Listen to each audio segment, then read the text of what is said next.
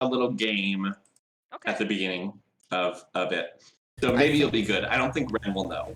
I think it's working. So I think everything is officially working. And what won't I know? What are you not telling me, David? what we're doing on Fan Game Follies on Tuesday, we're going to play a little game. Excellent. All right. Would I you like do to like play a game? games. Do you want to play a game? It's called Kaizo Mario. And really through hard. I the game, can't beat it. I really through like the some game, we're help. going to talk about some mod implications.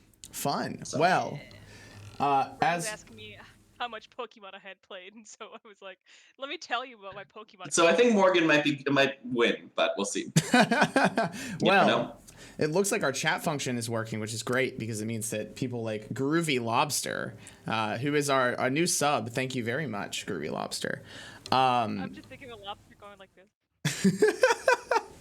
Groovy Lobster sounds like when you pull up a Google Doc and like you don't have a Google account, so you just show up as some random person, like a Oh yeah. crazy vark Is or it quiet? that kind of thing. It's Yeah. a bit quiet. I shall turn myself up.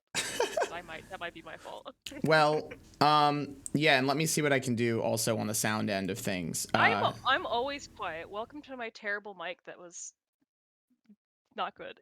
Not a good I'm mic. just boosting the comms audio now so that hopefully that'll make things a little easier on people. Quite quiet. Quite It's a quiet. bit quite quiet. Quite quiet. You got That's there. no good. There's somebody here called Vatican City Magoo. I don't know what that means, but it's funny. And I just spiked my mic, so I'm sorry. Yes, I'm turning Is that it. better? I'm keeping Am it I trying better? to keep everybody in balance Am I here. better now? You're Here, I'm coming just into the turning up my mic. yellow. That's good. Ah! Yeah, that's coming up. Oopsie. Looks really Okay. bad when All I right. have the little tab up. All right, so by the end of this, we all have to do at the beginning of every episode, we have to do a solid Stockadoodle-doo. But like, I'll just do it this time so you guys don't have to embarrass yourselves. Stockadoodle-doo, money grubs. Well, welcome That to. sounds What does it sound like, Morgan? Tell me. sounds like one of those money gurus who host podcasts to get people into their Ponzi schemes. That's what it sounds like. I don't think Stockroach Yeah, is a which- Ponzi scheme. Yes. Well, it's like one of those people that post on Twitter, and they're like, if you just would invest your money instead of buying coffee once a week. Invest in my Bitcoin. Yes. Invest in my my Bit token or whatever they're called. I need everyone. Token coins. Yes, invest in my new. Didn't Jake Paul make a fucking Bitcoin equivalent recently too? It's just a hot mess. There's like the market's just awful. Don't ask questions about the cryptocurrency. It's going some places. Let's do some introductions. So, hi, I'm Wren. I'm a master's student at UWM. The person who runs this series of specials that will eventually become its own show, and I'm joined by my two consistent co-hosts. I'm David Kutchik. I'm a second-year PhD student here at UW Milwaukee. And today I have some nachos left over from Cloud Red here in Milwaukee and some iced coffee, so I'm good to go.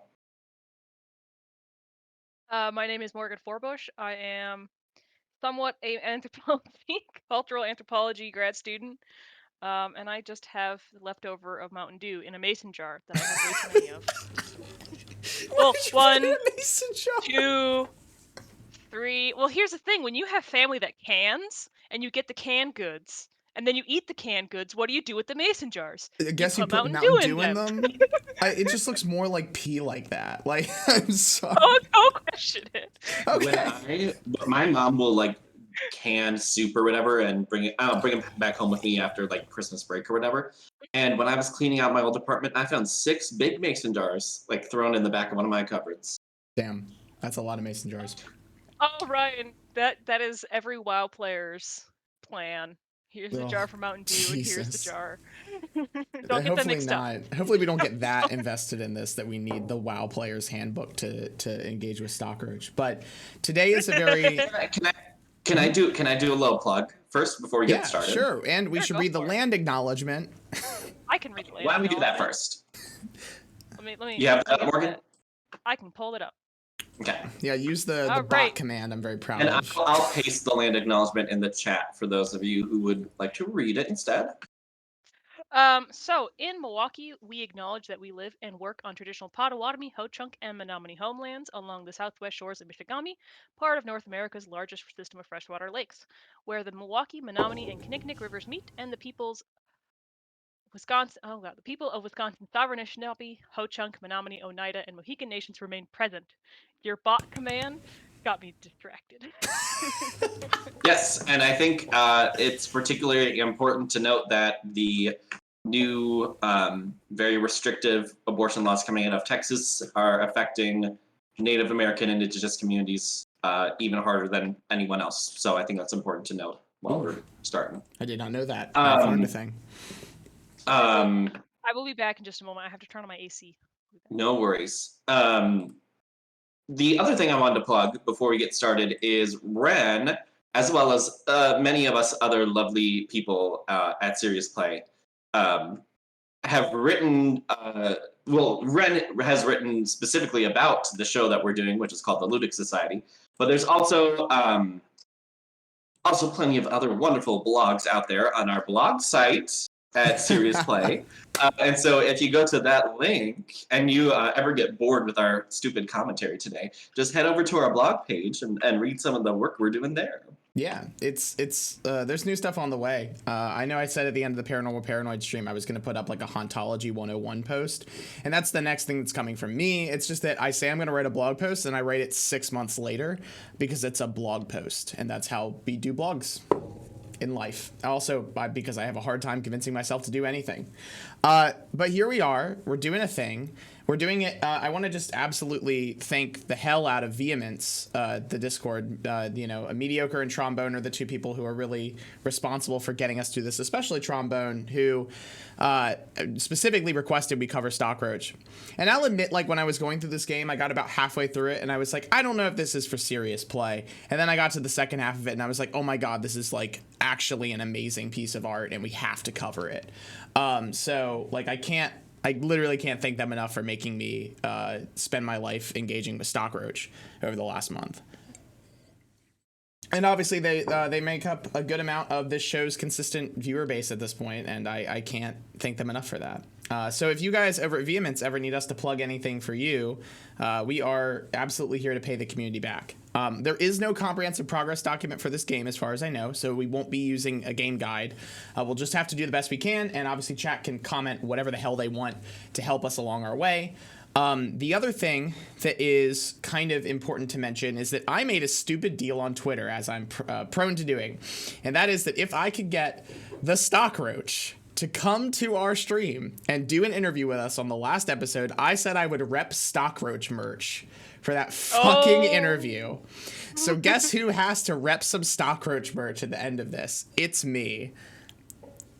And let me just say, Wren is great. If you need a salesperson, I am here. The Stockroach store make some merch. The Stockroach store is absolutely amazing, and I'm not going to regret buying that t-shirt in the least. But like, I'll send it to you guys at some point when we get further along to the game, because it actually has like a space in the game itself. But yeah, I mean, we will have the Stockroach guy on. I do not know when we will have the Stockroach guy on, because I don't know when we're going to finish covering this game, but I can tell you it's going to happen, and I can tell you that I'm going to have to rep Stockroach merch the entire time. Gonna be great. Well, hopefully I'll put on like the t-shirt, and then I'll put like my stupidly overdone tweed over it, to look like a real Silicon Valley aficionado. If only I had a Patagonia jacket. Yeah. If only I had a Patagonia jacket, then we'd be right there. Be able to take this all the way. So, Stockroach, let's get started. So what do you, when you guys hear the words stock and roach together, what do you think? What do you think we're gonna do? I think of a cockroach hanging out on some stockboard. Mm-hmm. See, and I'm thinking this is a retelling of the Metamorphosis. Actually, that's not. I'd be interested to get your take on that after we get a few episodes in, because you might actually be onto something. I was going to say the main character, Gregor Zamsa in Samsa in the Metamorphosis, is a salesperson. So, Groovy Lobster, you do not get to say in chat what would happen to get me to commit to a Stockroach tattoo. All right. I will consider the possibility, but I'm just saying that I have no tattoos and I'd like to get the ones for myself first.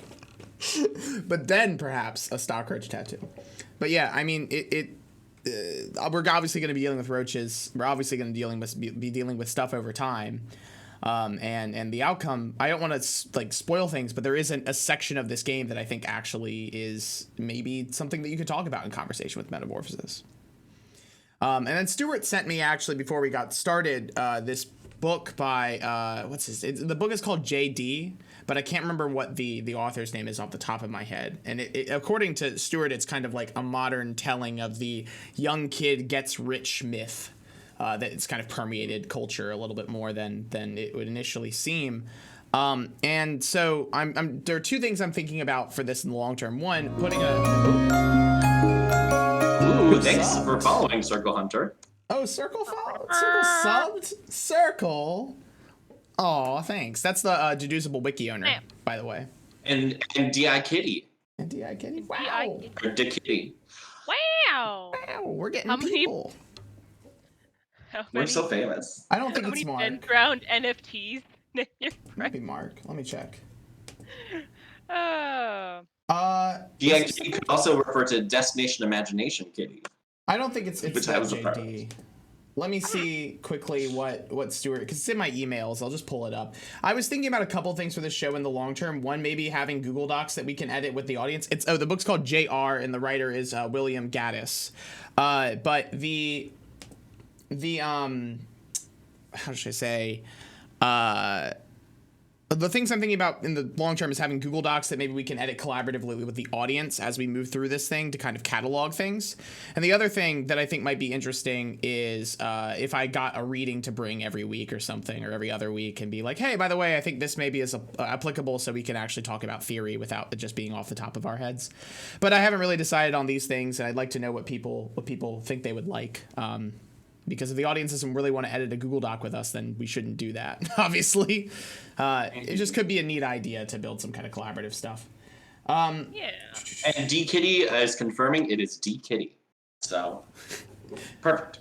I appreciate Circle so much for almost unironically buying a bunch of Ben Drowned NFTs to put on the wiki. That's hilarious. But also, oh my God, if we ever cover Ben Drowned on this stream, I cannot wait to talk about all that post-game NFT horseshit. It is actually pretty freaky in places, David, I will admit. I don't like it. Maybe we'll have to. No, it's okay. I know enough about it. I've watched like videos about it and stuff. Nice. Honestly, the imagery in Majora's Mask is basically creepier than any of the imagery in Ben Drowned. That's fair. Anyway. That's fair. So here's the stuff with where we're starting with Stockroach. So going into this, I think really, let me switch over to our other view, which I put on a new scene now, so you don't have to see me clicking around for it. It's really quite something. I feel really smart about it. So yeah, I know, crazy. So the Stockroach stuff, if you all could, you guys can see the screen right now, correct? You all. Yeah. Sorry, I'm doing double duty. Yes, I can. Yes. Excellent. Yes. So it's hard for me to figure out a specific timeline from all of these tabs because Reddit doesn't let you do that. But I think if we're going to go in chronological order, the best thing we can do is actually start on the Reddit.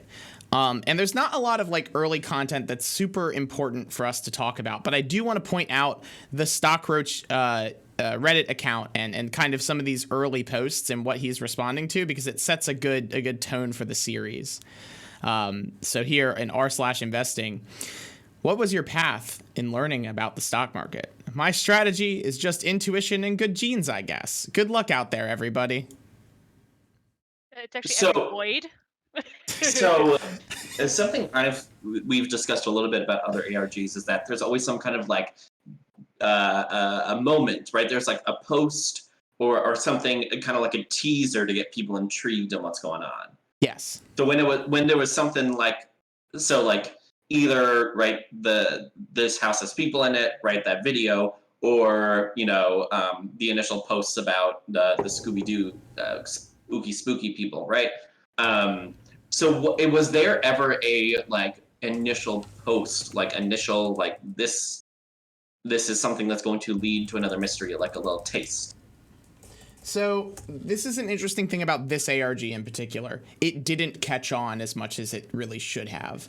The YouTube channel has about 200 subscribers right now. That is it. So we are the first. We're either the first or second people to cover this in any way on the web. Actually, Elise, who is mediocre, by the way, has made a Google Doc, and I think this is the only comprehensive progress doc that currently exists for the piece. So you can look at that. That's kind of mean. What? Oh, I'm guessing you mean that their handle is mediocre. Elise is amazing and genuinely one of my favorite people in the ARG community. Sorry. I'm done. But yeah, it didn't catch on as much as I think it probably should have, and I know Trombone feels the same way. So there is a trailhead. The trailhead is the YouTube channel, but there is some content pre the trailhead that it's worth laying out just to set the tone for what we're getting into, And a lot of ARGs will do this. They'll set up accounts and then go, okay, well, I'm going to post a few things before the first post, so it looks like these accounts have been around a little longer than just the game starting. It adds to that realist je ne sais quoi. But yes, I mean, we'll get to that very quickly. Let me hop back over. I always say I'm going to switch the feeds I need to make a transition for it. It'll be really cool. So yeah, we get this, right? And then immediately we get this as well, which is, this video. A look at Hex with 2020 vision. See for yourself. And Stockroach just says, I'm looking forward to learning more about Hex. And then we also get this. Stockroach is just commenting on things. Yeah, these are just small comments, but again, it's a good kind of slew of here's some stuff, right? I like this picture. What did you draw it with? And then the artist responds, but that's not the correct picture. There it is. It's not gonna go. I hate Reddit so much. Devil on the hot dog. I dislike Reddit a lot. Yes, it is a guy. It's like a hot dog thing. I'll show you. The mechanics. I should download all this shit sometimes. Here it is. Here's the picture from the OP, which is really nice. That is, and that's also the most popular cover of the Metamorphosis is still popping in my mind right now. Because it looks very similar to a really popular image and cover from it. So. Yes. Anyway. So then we have this post, which is kind of hitting the other side of things, I would say. Where Stockroach says, I believe the full, let's just hit view all comments here, where he says, I want to get better at drawing beautiful girls in anime style, quick drawing at school. And we see this, right? Chef's kiss. The curly font is really doing it for me. Yeah? Yeah. That's the one. Shelly that's the detail. The tall. So, keep the name in mind. And then the another poster gives him a link to, this is a playlist of anime drawing tutorials, and it says, hey, thanks. That's awesome. Very simple stuff. And then after that, there's, more of the same. This is great work. Noses are hard. I'm very impressed that you could do this. Very realistic style. And then we get this post as well. It's almost like they're just a normal Reddit user, basically. Yeah, these are setting. I want you to see what the Stockroach's interests are. Apparently, it is anime girls. It is anime girls, drawing tutorials, stocks, and there's that important moment early where he says "Oh hey, and this is for later, but we'll come back to that. There's an important moment where he's like, "I drew this in school." Now, I wouldn't say that. You'll see though. I just want you to know this going into the first episode. It's very important.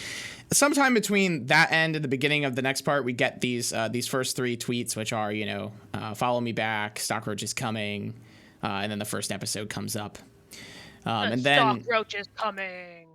The Facebook gets made a little bit later, and so does the Deviant art, which, we will come to this because there is some content on here that is worth engaging with in this episode of our coverage.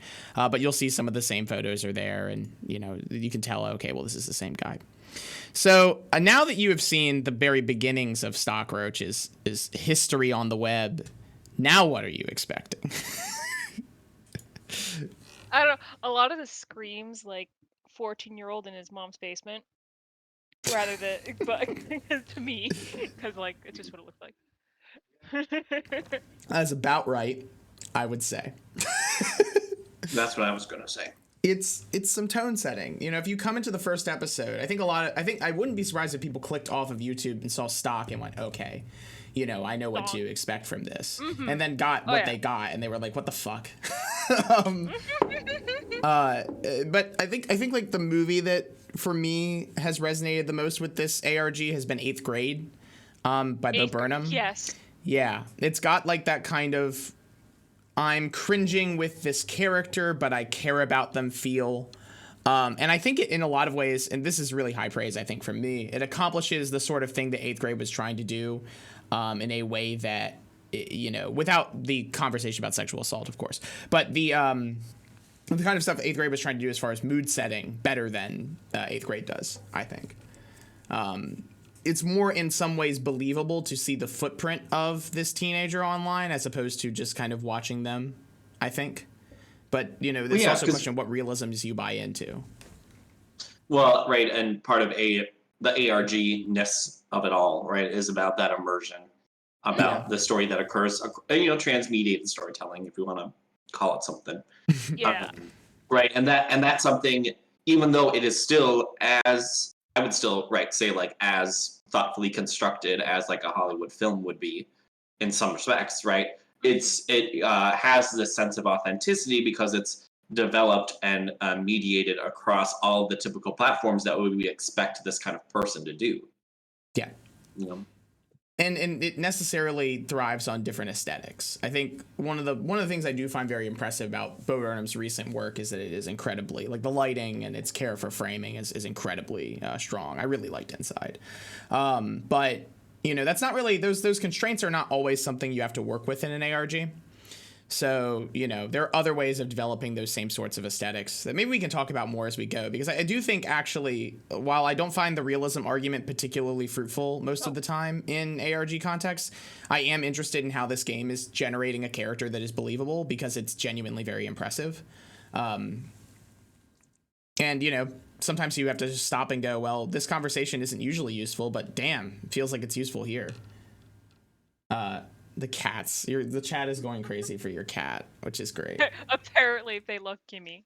Kimmy is good. Kimmy can be the mascot. Like Morgana, except telling you to sleep less. So let's go into the first episode. It's 10. So the first few videos are about 10 minutes long. As usual, you guys can talk over them if you so desire. You know, there is, if at any point in time you want me to pause, say so. This is to chat as well. I'm doing the best I can to watch that. The thing about Stockroach videos is that they are Don't forget to swap over. Oh, yeah, of course. The thing about Stockroach videos is they are extremely hyper-mediated, all right? Like, I am talking bonanza levels of ridiculous hypermediation. So there are going to be things in the screen at points in time where you're like, holy shit, please stop so my eyes can take all of this in. It is part of the magic that makes this whole thing feel so amateur, but also brilliant, you know? So get ready for folders and folders and folders. All right, so I'm going to switch over and we are going to do this shit. And chat, of course, tell me if you can't hear it for whatever reason. Yo, what's up, Money Grubs? This is the Stockroach coming at you on January 2nd, 2020 to say So, Wren, we can't stock-a-doodle-doo hear to it the new... on our You end. can't hear it on your end? Oh, no, that's no No, good. I can. Oh, I can hear it. You can't? Wait. Maybe I have to. Maybe there's something on my end. Oh, okay. There you go. My button was. Yeah, my audio levels were weird. Okay, I'll restart it for you. Yo, what's up, Money Grubs? This is the Stockroach coming at you on January 2nd, 2020 to say stock-a-doodle-doo to the new year. I'm here to give you some money advice, talk about how to infest your investments, Let me Just can't do clean up my this. desktop real quick. So funny. Get that out. Invest your investments. Um, I'm sorry. That's so funny. So I was just thinking, it's a new year, it's a time of new beginnings. We got New Year's Eve, and then they put New Year's Day right next to it, which is cool. We got the Lunar New Year. We got the Martin Luther King New Year. We got all kinds of new stuff has happening. So I thought this is a good time for me. I've made so much money in my career, and I thought it's time for me now to give something back. So, the Stockroach. I'm basically created this channel to like teach you how you can be successful like me, get a little coin on your back, maybe if you're lucky, do some thought bubbles, make some money in general. So let's see what's on the agenda for episode. So I will pause before we go into that so you can just drink in this incredible desktop. I like how there's multiple versions of anime. Got it. There's anime G or PG, anime 13 or R, and then anime other. There's the calendar, but it's the calendar from mom. We know what that other means. Okay. It's Hey. cats.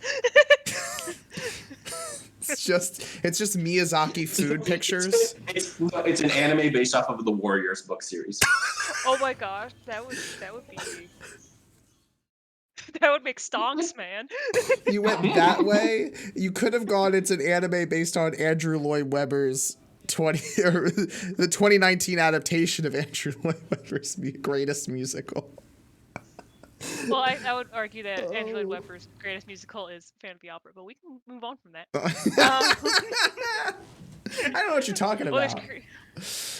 I liked when he dragged over the images. He dragged them into specific folders, and like he was like, "Oh, here are these screenshots," and we drag them over someplace and just put them wherever. It's pretty great. I'm gonna start us back up again now. Make Alright. some money in general. So let's see what's on the agenda for episode sorry. Let's see what's on the episode today. Go back. Episode number. You want to see the power? You know what I want to see. I would like to point out that Is that Misty. Bowsette? Yeah, it's Bowsette. Oh my God. There's Misty hanging out. Look, I'm telling you guys, this ARG is genius. It's so funny. You know how sad. Vector. You know how big of a Pokemon fan is I am. I know that's the Misty from the Let's Go Pikachu and Eevee. That's how sad I am. I'm so glad that we have a Nintendo guy along for Stockroach. How else would we be able to read this incredible ARG? We're able to geolocate its historicity. Fucking Christ. All right. Come pushing the go button. Let's see what's on the episode today for episode number 1. We got Stockroach F1. That's right. That's me. Episode 1. So the two things on the agenda today. Number 1, Happy New Year. Stockadoodle-doo. Think I already covered that one. And number 2 is probably the main subject regarding investments and making money, getting money, etc., and vice versa, which is cash money introduction. So let's go ahead to what is cash. Now, this is a question I give a lot of investing advices to my friends. They ask me how to do it. So one of the questions that I get pretty often is, what is cash? Because maybe you think you know, but do you know the definition? Now, the definition of cash is actually 3 questions that you can ask. Can you hold it? Can you fold it? And can you spend it? And now some people are like, hey man, in my country, we use coins or whatever. And like, that's fine. That's your country. But so for the United States cash definition, it's hold it, fold it, spend it. If you're like a coin country, maybe it's, hold it, roll it, spend it, which maybe in your language that sounds great. Why doesn't he just But throw in English, coins? fold it Now you only roll rhymes coins, with don't you fold it. know? And I just love that. It's so good. Oh my god. So that's what cash is. The other question We just a lot also of my talk about how amazing it is. He's presenting the PowerPoint, but not in presentation mode. This is how you know he's 30 years old and a professor. Like, he's a professor. This is how all professors do their PowerPoints on Zoom. Mm-hmm. They do not go into the presentation mode. Yeah, it's true. That actually like believe me, it's only gonna get better. When I said this is like the most hyper mediated thing you've ever seen in your life, I meant it. I like that. I like all the typos. I just didn't even bother. It's great, man. There is actually like a reason for the typos later, which you can come to on your own, and I think it adds a lot to the authenticity of the piece once you kind of realize why all the typos are there. It's something I at least relate to a lot. Stockroach is actually a professor theory. That's what we're running with now. Honestly, I would not be surprised. I've been to lectures that are Hey. less informative. Looking at you, VCU. Anyway, let's go. colleagues, I'm a little old for friends now, but what my colleagues ask me is, what are the pros and cons of cash? And when you break it down, what the pros and cons are is they are the advantages and the disadvantage. And they're both of them. It's both of these two categories. So what are those two categories? Basically, well, let's write down some ideas. So Dear the guys. advantage Here, is pause. of cash. Oh yes, here we are. So he has he has a to-do list Yeah, that he's checked off showering, which is a good idea. at I looked into 1:14 the mirror p.m. today and now I'm depressed. Oh. Yes. So this is the main way that we get information about the Stockroach's life, is that he will open things on his computer and not realize that he actually has a ton of shit open that is extremely revealing. So I saw Ashley get picked up from school today. I looked in the mirror today and now I'm depressed. My mom found out I maxed out my credit card, coins to buy. So there's that. And I'm so sick of having no money and nothing. And girls, I think I like. I think I like. I think I like. There's a list. I told you he was an incel. God. That is how I felt when I was in middle school. I was like, I don't know if I like any of these girls, but I think I like them. You know? I was so gay that when I thought I had like a crush on a girl, it was really just because I wanted to be their friend. David. Because That is, I've heard that a lot of people have that experience actually. Like I know for I think the equivalent trans experience, and I've had this, is where you think you're really into a person, but you're into that person because you really want to be like them and not because you actually like them at all. yeah. Yeah. Yeah. Like I the just character wanted from to be everyone's friend, or I was like, I didn't want to hang out with girls because I didn't understand them. Like, all the guys were cool, so I'll just be friends with them. and I had the exact opposite thing. I didn't start hanging out with guys till high school. Oh, really? Mm-hmm. Yeah, actually kind of same for me. It just didn't gel, which is fair, but you know, it happens. Oh my god. I've always had guy friends. Oh man. So I think Stockroach needs friends, even though he says he's too old for them. yeah, Stockroach is too old for friends. He has colleagues. Yes. Well, that's what we are. We're colleagues, right? Not friends at all. I love the fact that he attempted to say disadvantages, but he was trying to read the word. So he's just like, they're both. You know what I mean. I'm gonna keep the thing rolling, all right? Yes, okay, I'm sorry. No, well, don't number apologize. one, obviously, is that Interject. you can take it Advantage of cash. anywhere that you want to go. Another advantage of cash, cash walk is away that with it. you can put it anywhere that you want to go. Like, for example, pocket, hand is popular, desk.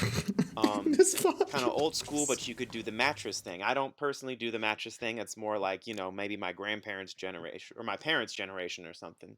But I'm a big fan of pocket, desk. Um, Between books is popular also. One of the then one of Jizz is the main thing is security. The security of a dollar bill is not as good as it used to be because I actually didn't know about this until somebody told me about it. So a lot of people don't know about this. But if a criminal uh, looks at the number on the dollar bill, they can memorize it. And if you memorize the number, you can actually go to the bank and you can get a new dollar bill printed of that number as a replacement, which makes the original dollar bill invalid. So if you put it in for example, a vending machine or a cash register, it spits it right back out. This is a very big problem when you're dealing with the security of a cash dollar, as opposed to what you could call a digital online banking figure. But I have a technique for protecting my dollar bills, which is basically to take a dollar bill. So I obviously can't put a dollar bill on the screen, so I'm going to get an image. I'm going to get an image of a dollar bill. Oh my Dollar gosh. bill. Images.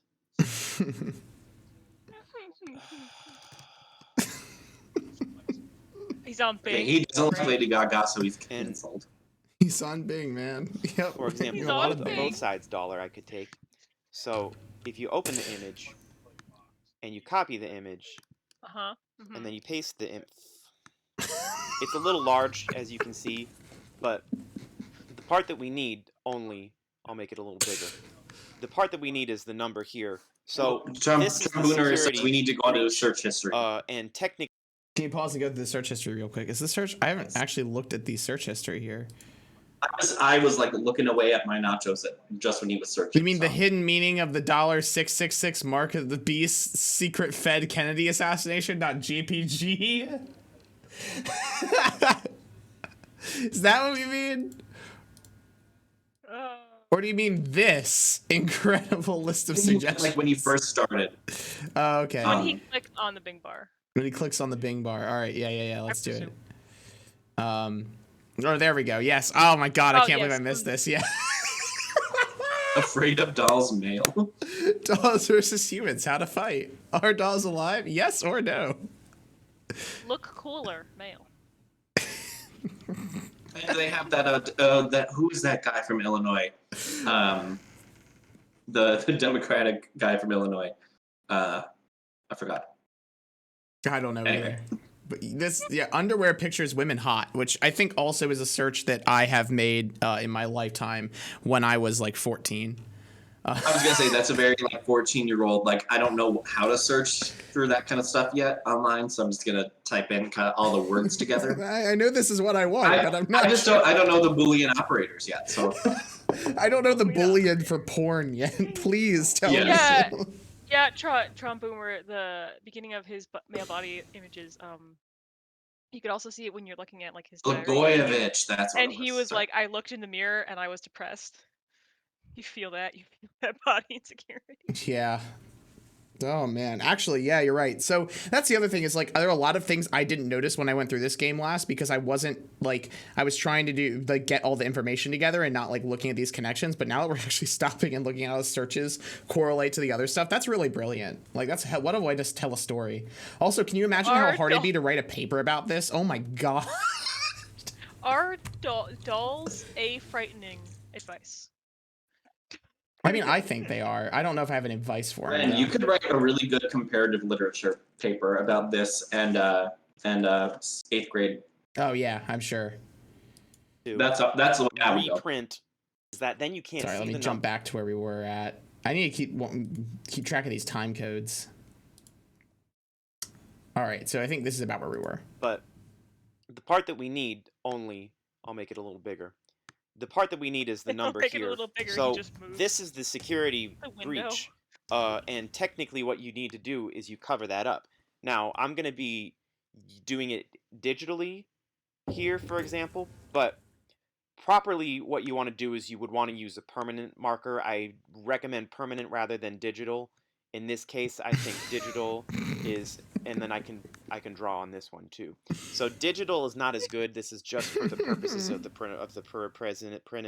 presentation. I definitely recommend doing permanent. Now the problem with permanent marker is that then you can't see the number, and if you yourself ever need to reprint a dollar bill, for example, at a bank for security reasons, you will not have access to that number. So what I always do is I write it down in a different place. Like I always write it here on Microsoft Word.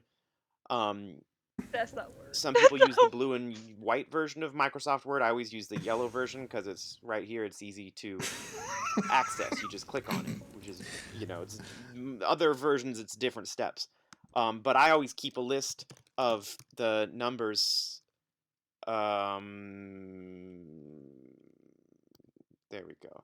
Yeah, all my dollar bill numbers, so that I have them listed out. But like obviously I shouldn't show any of these to you, so I'm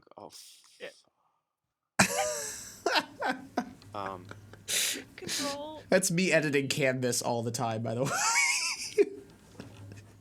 Serious, man. Canvas needs to work on their stuff. It's not Word. Okay, sorry. So obviously, okay, so what you're seeing now, I didn't mean to delete them, but now, as you can see, I have my hand over the screen, so it's covering them up, so I'm not going to show them to anybody who's watching.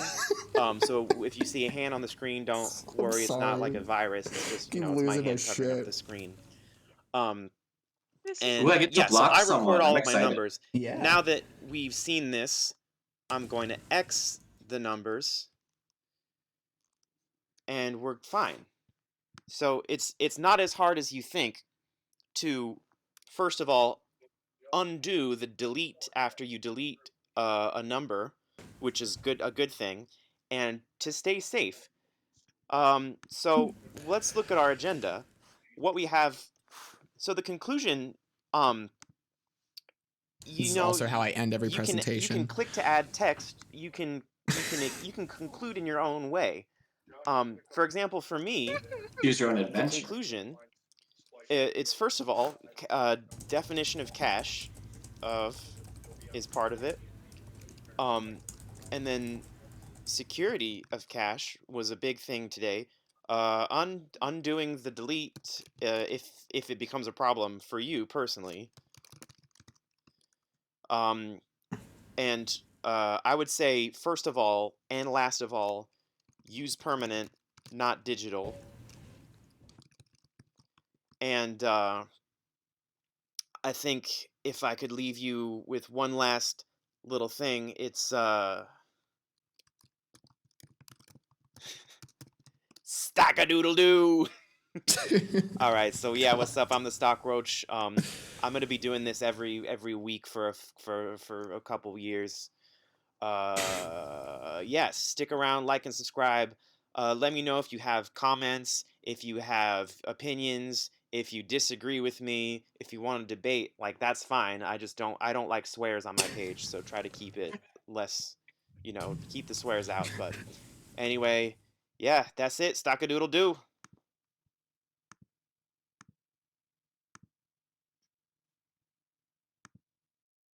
All right. He loves Dragon Ball. I love. Wait, can we click on this Markiplier video?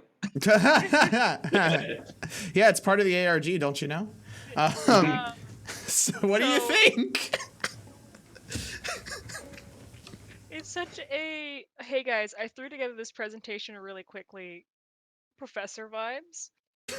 But like, oh my god. It just keeps getting better. I'm not kidding. I was gonna say, so like, oh my gosh, I can't reach that site. Which one? Circle Hunter did the hidden meaning symbolism of the $666 mark of the secret Fed Kennedy Oh. assassination.jpg, and it doesn't do anything.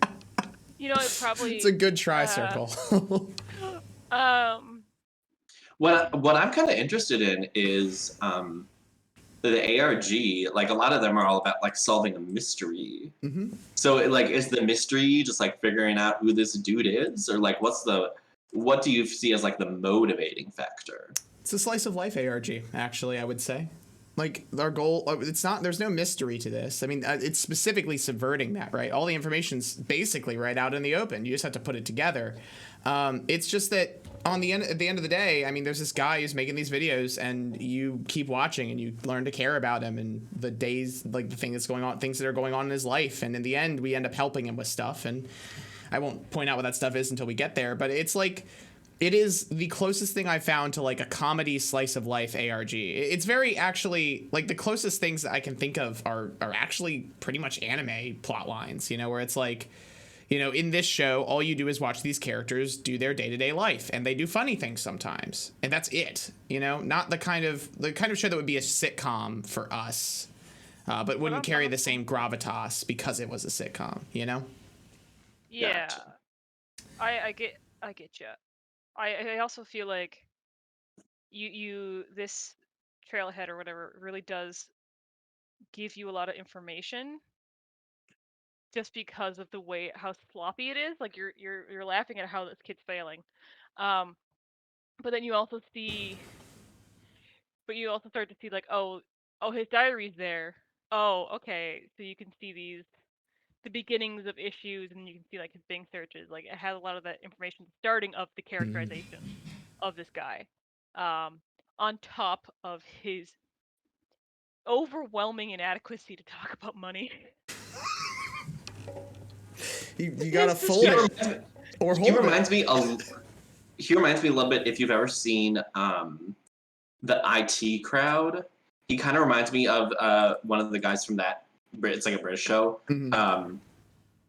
Kind of reminds me of Richard Iowati's character. I forget what his name is. But. I don't think I watched like the first episode of the IT Crowd, and that was it. Yeah. I think but you can see why, like, even right off the bat, why I think this is an interesting text in general to like look at analytically, because there's a lot of cultural undercurrents going into this that are being really misunderstood by the individual who's making it, and then you know what actually surfaces is this intensely personal story. It has absolutely nothing to do with, you know, the stock market per se. But we're at a point in time, especially right after the GameStop stock stuff right now, looking at this text where it's like, yeah, there are a bunch of young people. Like I had a person in one of my classes last semester who will remain nameless and identityless because I don't want to, you know, dox them, who wanted to write a paper about how to get rich as a billionaire from having nothing, you know? Like, Yeah. I think there are a lot of people out there who are turning to these kinds of how-to guides and stuff as a way of trying to cope with the current state of the world. Yeah, and I think it's like the get-rich-quick scheme has always been around, especially nowadays. There's a lot of I don't want to say hopelessness, but there's a lot of like understanding that the American dream does not exist. Anyone can be president. That's not true. We know that's not true now.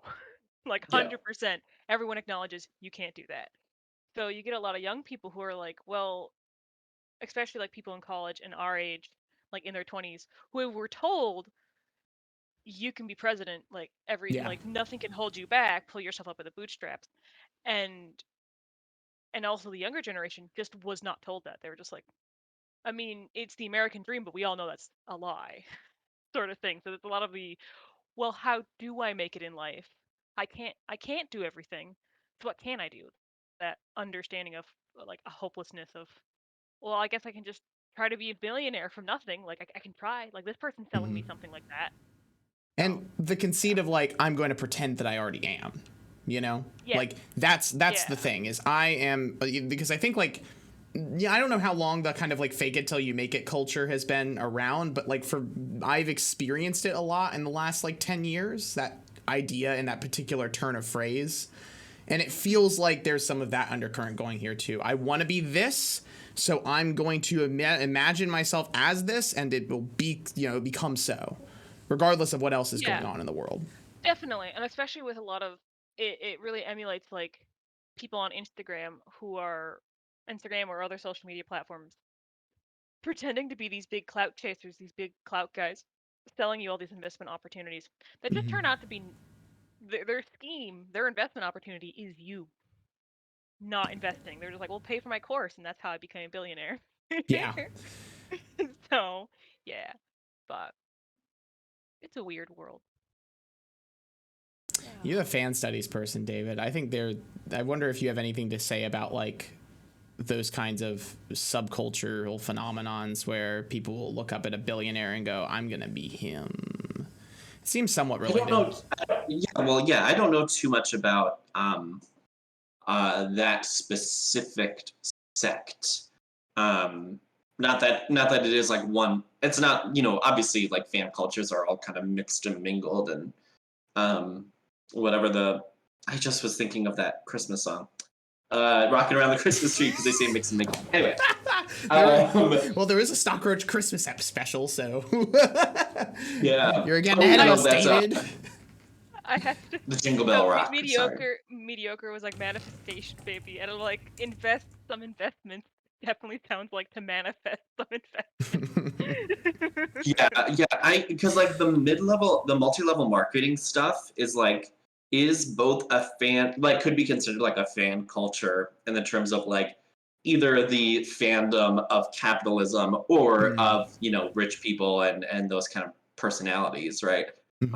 It's interesting because fan culture, basically kind of intellectually how it's considered is like fan culture always has a tension of like both really admiring but also having a frustration with like the thing that they're a fan of. And it's like the devotion of some of these people to like the mid-level marketing. Like I have some people even who are like real estate developers, and their Instagram and Twitters, like of people I went to high school with. Yeah. Right. Their Instagrams and Twitters are like all these weird, crazy like things where it's like, would you rather have marble countertops or and it's like all these weird. It's just like this such huge devotion to like this attainment of wealth that's not really fandom. Like it's not that like that tension between like wanting to engage in consumer culture and not at the same time like isn't as strong in those kind of communities that are really surrounding these mid-level or multi-level marketing schemes or like these get quick rich schemes. I don't know. I do think there's it's hard. There's definitely like a deification, and there's not that tension of issues. Like there's not that like family, like you said, is a love-hate relationship. They like Star Wars both love Star Wars and hate Star Wars. Whereas in multi-level marketing and such, a lot of times you get like that toxic positivity where you can't say anything negative, and saying anything negative goes against the tribe. Yeah.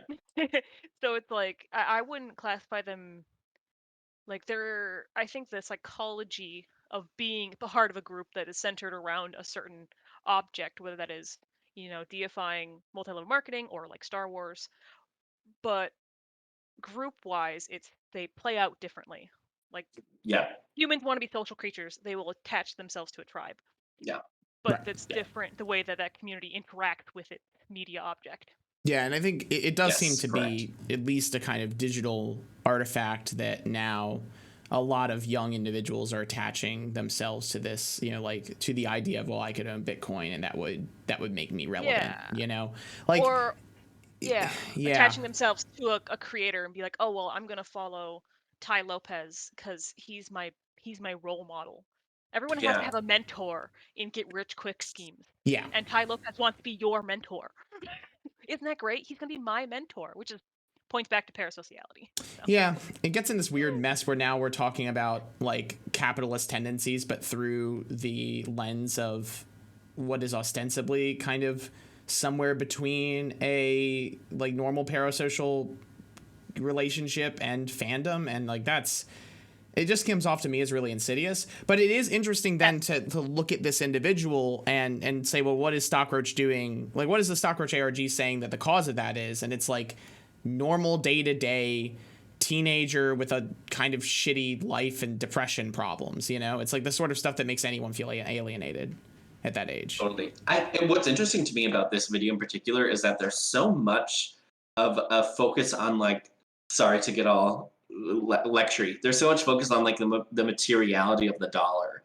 Like, you grab it, you fold it, you throw it, right, or you roll it, and there's all this like interaction with the hand and the dollar bill, or like understanding like the contours of the dollar bill and like this is where the code is, right? And there's this really like deep sense of like connection to the materiality of the dollar bill, which is ironically, you know, contrasted with this like really like distant performance, you know, where like there's so much to adhere to the dollar bill, but then like the performer himself is like so like not prepared or ready to present this thing.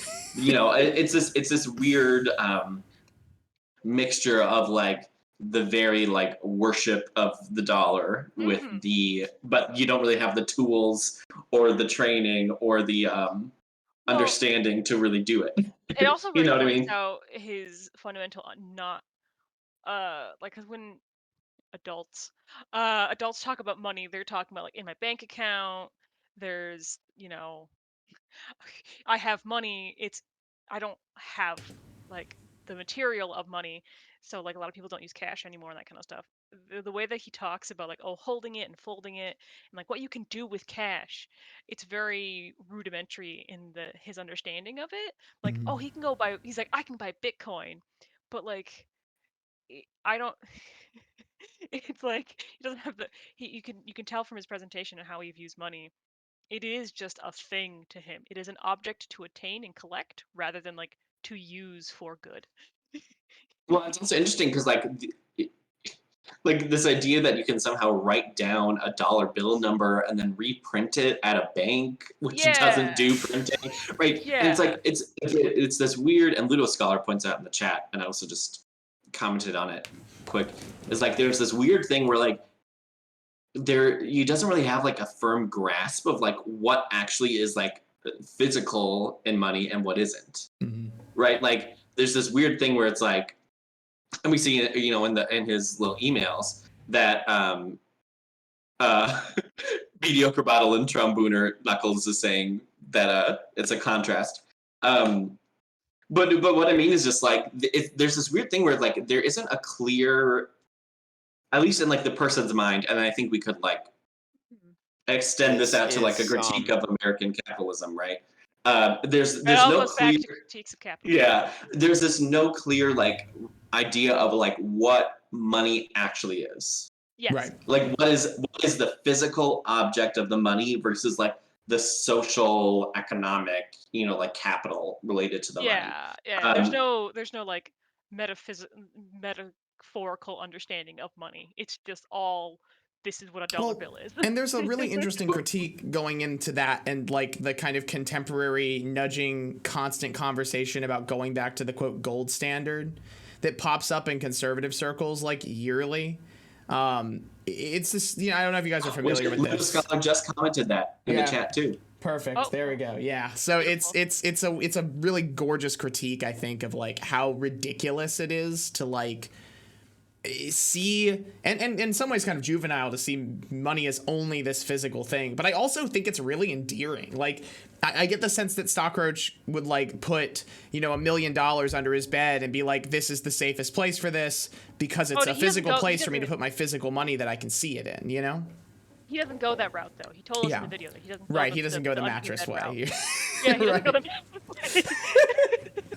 Which is funny, right? Because the idea of like stock holding your money when the apocalypse happens, it's like that dollar, that's gonna become toilet paper. You know what I mean? Like when if something bad happens and everything explodes and there's no government anymore, nobody's gonna take money anymore because there's no government anymore, right? Again, that like weird like permanent impermanent things that has to do with money. Yeah, well, it's also because it kind of goes back to like putting this is going back to the gold standard / silver standard. No, silver standard wasn't available in the 20s. But gold standard. When the Great Depression hit, people lost a lot of faith in the banks, so they put their cash under the mattress, and that worked for them because the money was on gold standard. So even if like the banks collapsed, et cetera, that dollar was tied to some gold at Fort Knox. So it made sense kind of in the Depression, but nowadays it's all ephemeral. Like if the US government just poof, that money is just paper. Yeah, and we also get like with the idea that you shouldn't get rid of these dollar things with digital. You should do it with permanent marker, right? Like Permanent marker. it has to be physical. You have to, like, the permanent things are physical and impermanent things are this kind of weird digital space, which, you know, it's an antithesis. It's kind of a Shakespearean antithesis that you can tell very quickly from like a classical writing standpoint. Well, that's going to have to collapse. It has to. That's got to be part of this. And I mean, it does, but suffice to say, even like in this first episode, there's this thought of like, well, what's a monument? You know, what remains standing over time and means something in the future. And the fact of the matter is that Stockroach is making these videos to mean something to people in the future. And, you know, ostensibly, because, you know, his conceit is I'm passing on my 30 years of experience or whatever. And meanwhile, he's saying, well, you have to do everything physically, otherwise it's not permanent.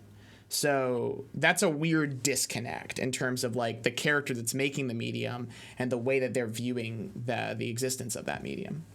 And I definitely think that it's a really common thing to see in the, like, we're thinking about like technological understandings. Like you have like, there's definitely a weird bell curve with people like growing up with technology, understanding it versus just having it. So I imagine like if this person is, 14 years old in the current era, I would not be surprised if a lot of like people like Gen Z people don't quite understand how technology works, because technology has always just been an application. Sure, it's Whereas floating as opposed to being this it's physical set of floating, circuit boards. And it's done. Yeah. This is what it looks like. You don't need to troubleshoot. It all works. So when you, so that the digital feels very like weird. I don't know. I just feel like I don't know where I was going with this. My brain is telling me. But so like the digital, like, I don't know. Ignore me.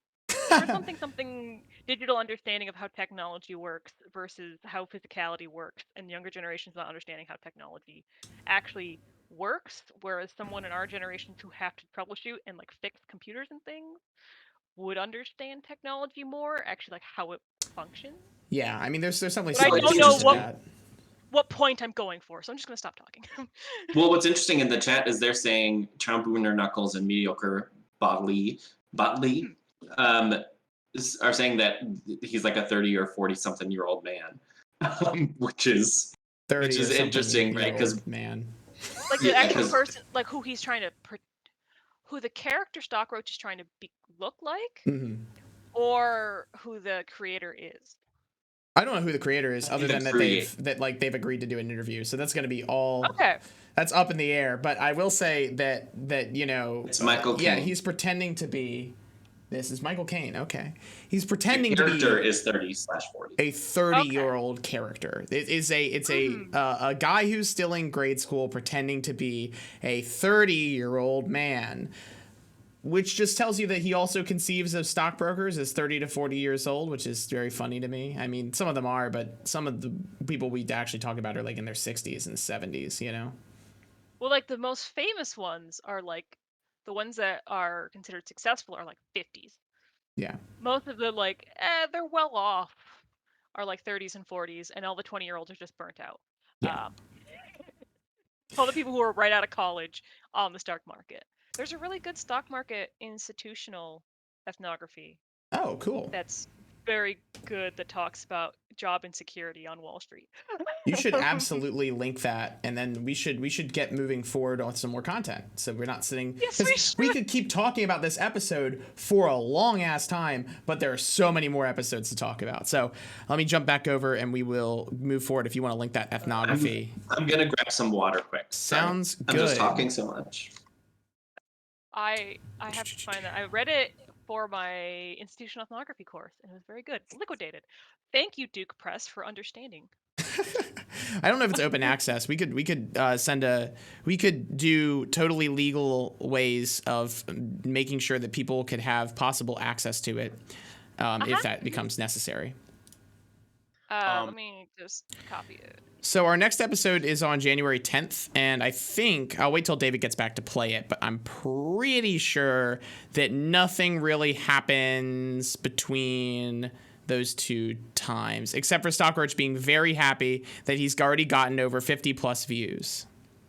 Which, like, honestly, 50 or 60 views on your first thing you ever put on your YouTube channel? Pretty good, actually. It's very good. Very good. Yeah.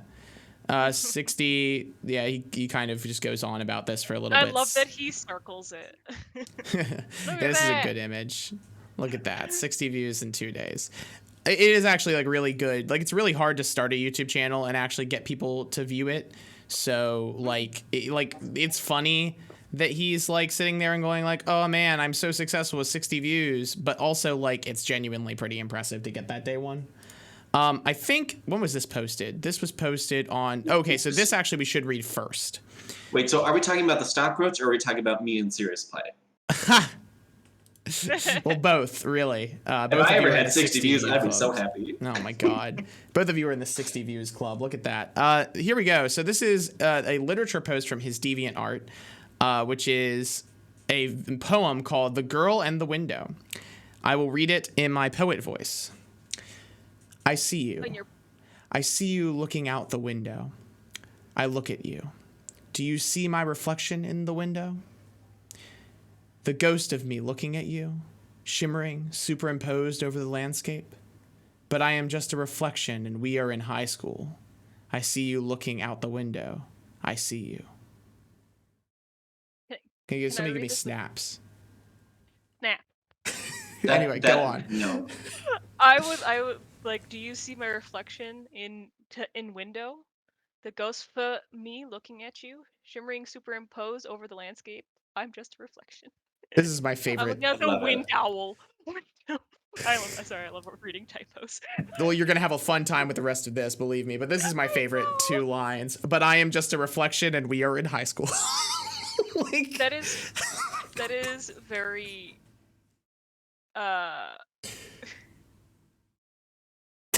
very high school poetry. We are in high school. We are in high school. He's a very matter-of-fact poet. He'll say something that sounds nice and floating, and then he will immediately ground it, but not with something that clarifies the metaphor. Instead, with a fact. That's how you know he's a world-class poet. I love him. I love his poetry so much. Honestly, it is absolutely hilarious. And then he left this comment. I always like this poem. I don't write a lot of poetry, but I think it's one good. It's like a song with a fade out at the end. Oh, beautiful. Yeah, he is. You might be like, oh, well, is he like good at doing anything in the beginning? And the answer is yes, he actually is. It's just that you were going to get to that later.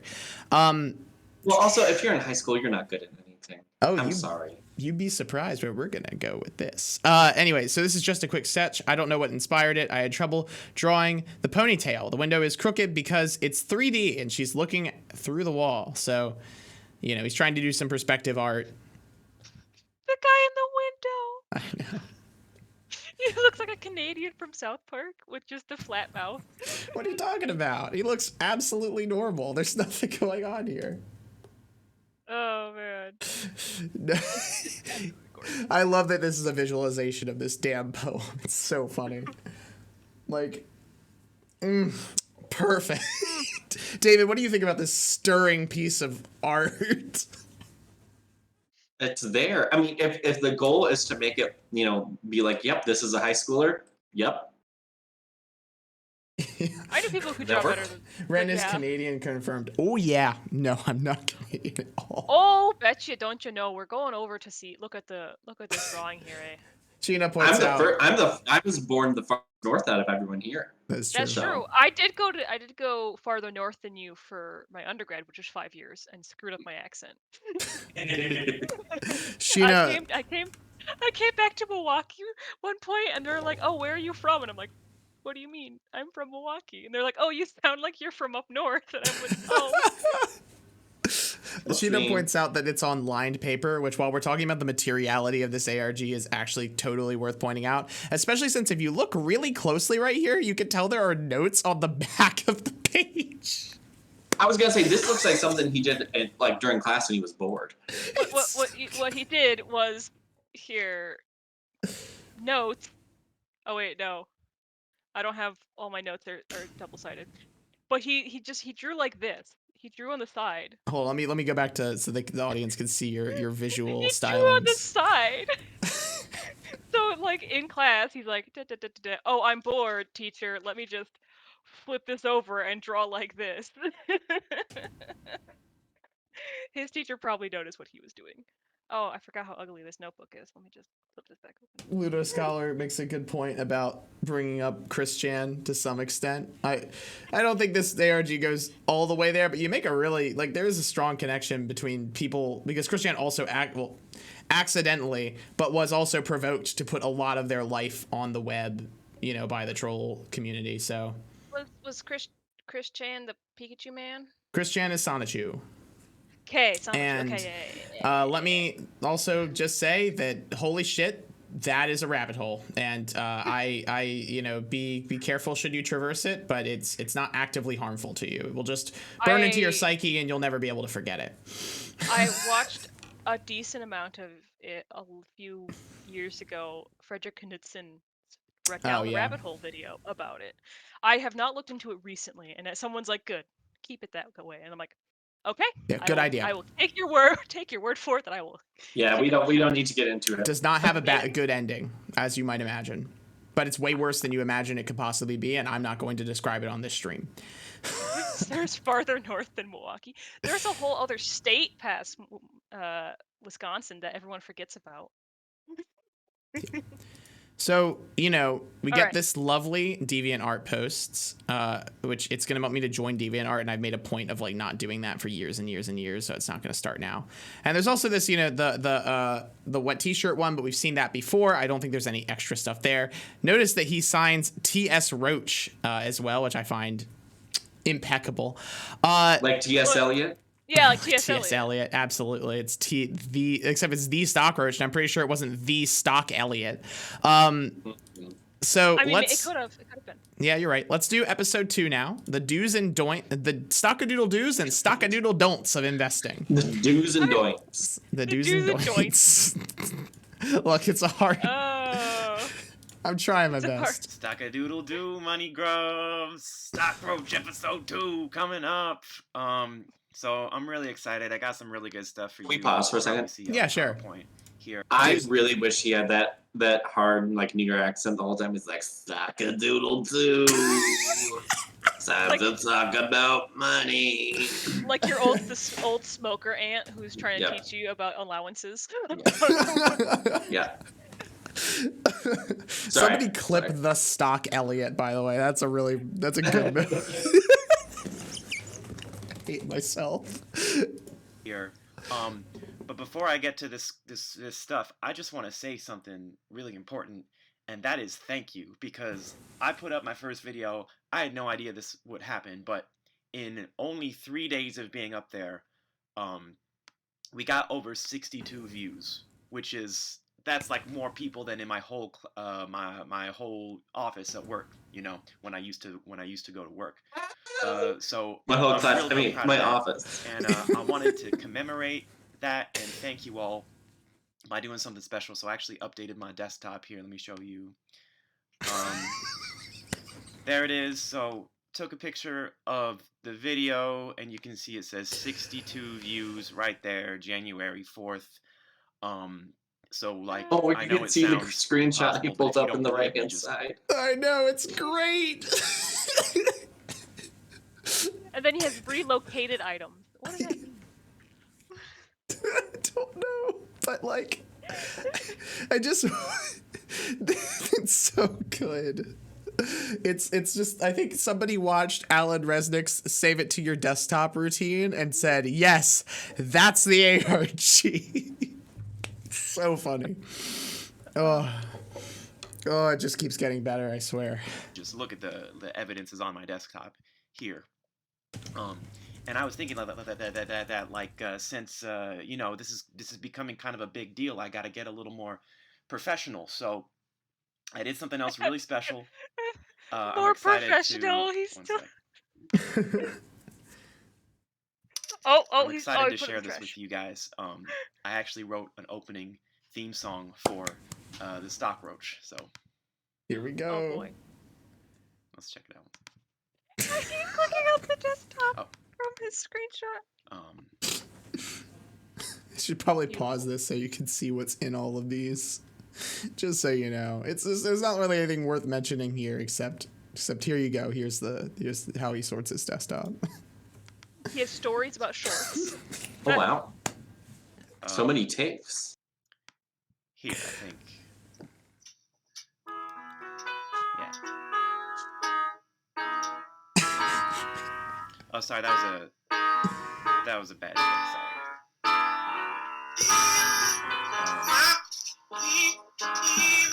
Sorry, I'm just trying to find the good take real quick. Let's take a second.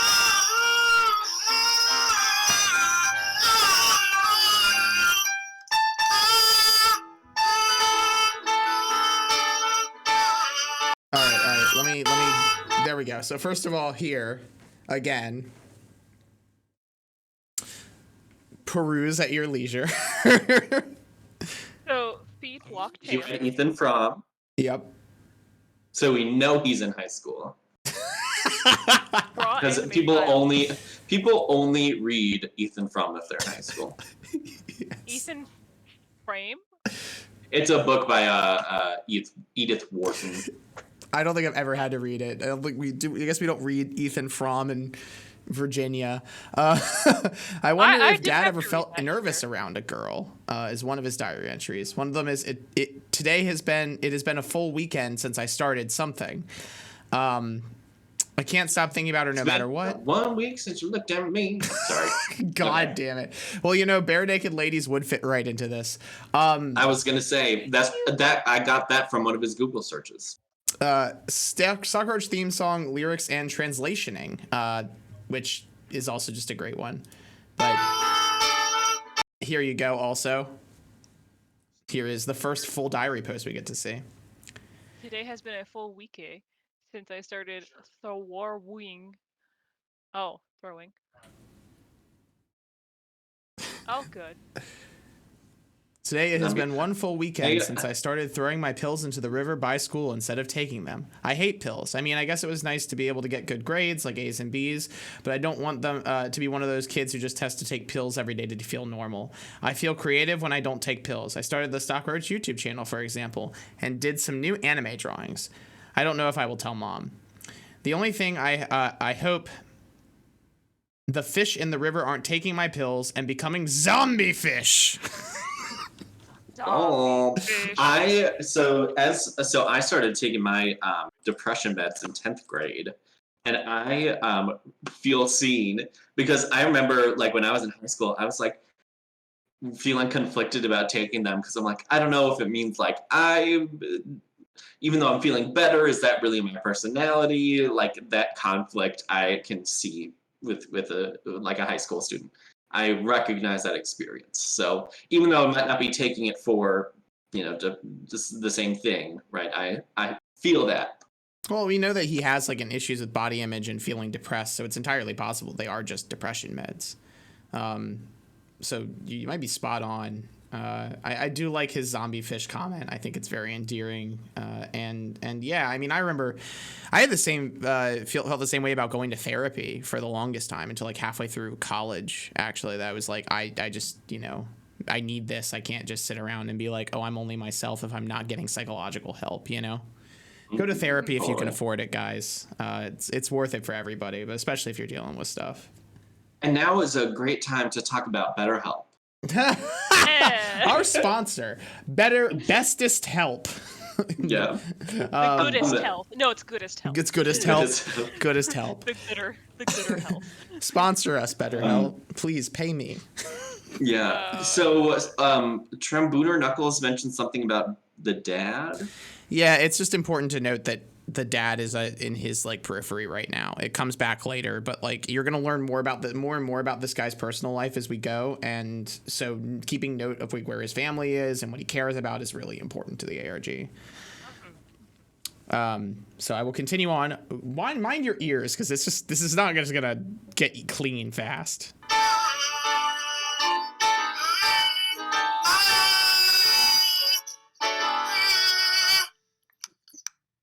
Okay.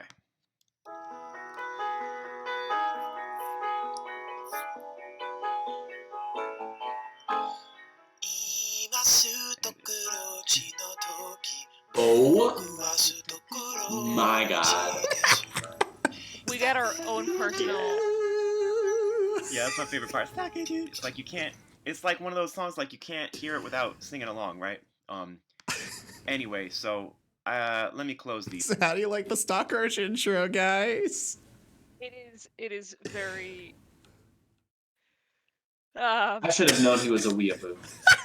Did you not see his sexy anime girls? No, but like I didn't know if it was this far.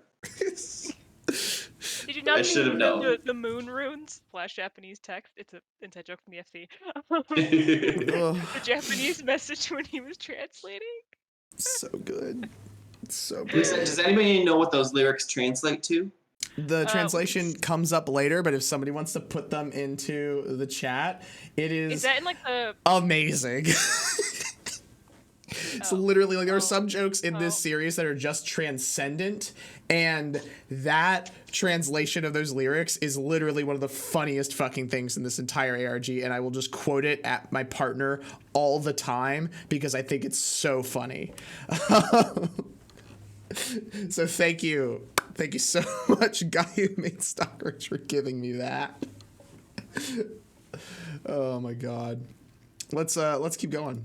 These I'm gonna make sure I actually close them this time because I don't know what happened last time. You know how it is when you're recording, like it takes sometimes it takes like 2 or 3 takes to get it right. So that's what happened to me. And, yeah, just 2 or 3. Just 2 or 3. Let's go to the PowerPoint. So episode 2, Stockadoodle Do's and Stockadoodle Don'ts.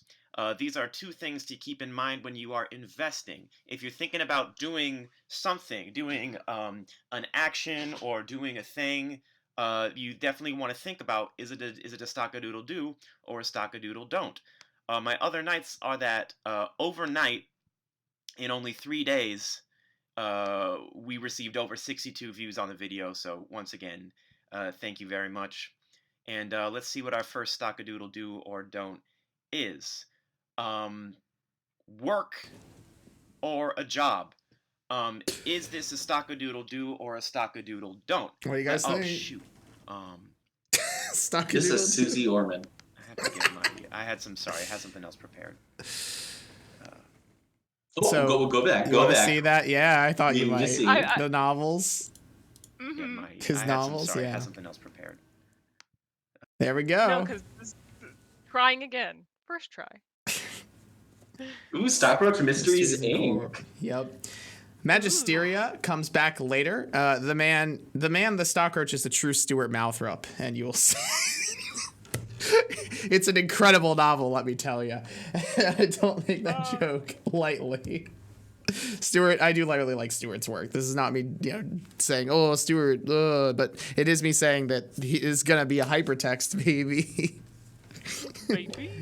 Anyway. We're just gonna skip over the fact that there was an erotic novel. Yeah, of course. Folk music good. of Just making Magisteria, Meditate, Piano Practice, Songs for Ashley. Demo. Mm-hmm. There's an ending song. I can't Okay, wait. because we're making this a little game now. So, if it's a Stockadoodle do, you'll get the Stockadoodle do sound, and if it's a Stockadoodle do, you get the idea. So, there you go. So, working or a job. A couple of the checkmark items would be that when you do this, you get money. Definitely a plus, a checkmark sign.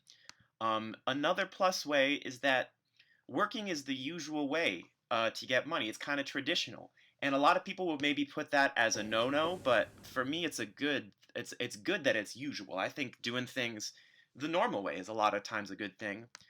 Moms and dads. A lot of moms and dads work, and a lot of people love their moms and dads. A lot of people prefer one or the other, but most people love them both. So if your moms and dads are doing something, That's it can't laying be a it on bad a thing to little do. thick right Now, there. on the X side of the equation, working is a little old-fashioned. It's definitely not, the cutting edge way of making money. So when we add all these up together, you can see that it's three green and one red. So I'm gonna go ahead and call this one a Stockadoodle-doo. Yeah, that's a Okay, I kind of Stockadoodle-doo. like that. So Get let some me Bill Wirtz in there, eh? Yeah. Mm-hmm. sorry, Stockadoodle-doo. After work job, we get one that I get a lot of inquiries about from my colleagues, my mentor, the person that I'm a mentor to, The mentors. which is Mentor. stealing. Mentor. People are interested in stealing these days, and I understand the appeal because, once again, similar to working or a job, you get money. And the really good thing about stealing is that it's fast. But there are also some X sides to it. One of them, so for example, it's There's also some X old-fashioned, like to it. like Yep. working. X sides. And Oh yeah, X people don't sides. think about this, but when you steal, it actually, requires developing different identities. Maybe there's one identity you have is the criminal who steals stuff, and then the other identity is like, the guy who lives at home with his wife and is nice. So how do you balance between those two And he's identities? nice. Now, Mm-hmm. you may have noticed that we have two dots for check and two dots for X. So this may be a little bit subjective, but as far as I'm concerned, this one is actually a Stockadoodle don't. Yeah, it's a Stockadoodle don't. So don't steal. And that's definitely Stockroach official opinion coming at you. Don't steal. It's bad to steal. Let's keep It's moving. bad to steal. All right, now here's something I'm very excited to talk about with you Moneygrubs, which is investing. Do you think investing for Stockroach the equals Stockadoodle stock do's and plus don'ts of investing? roach. Yeah. Investing could be in It's a anything. It could be in portmanteau. cash. It could be in gold. It could be in stock. I don't know if you can deal with Is this that level an of. hoe? myself.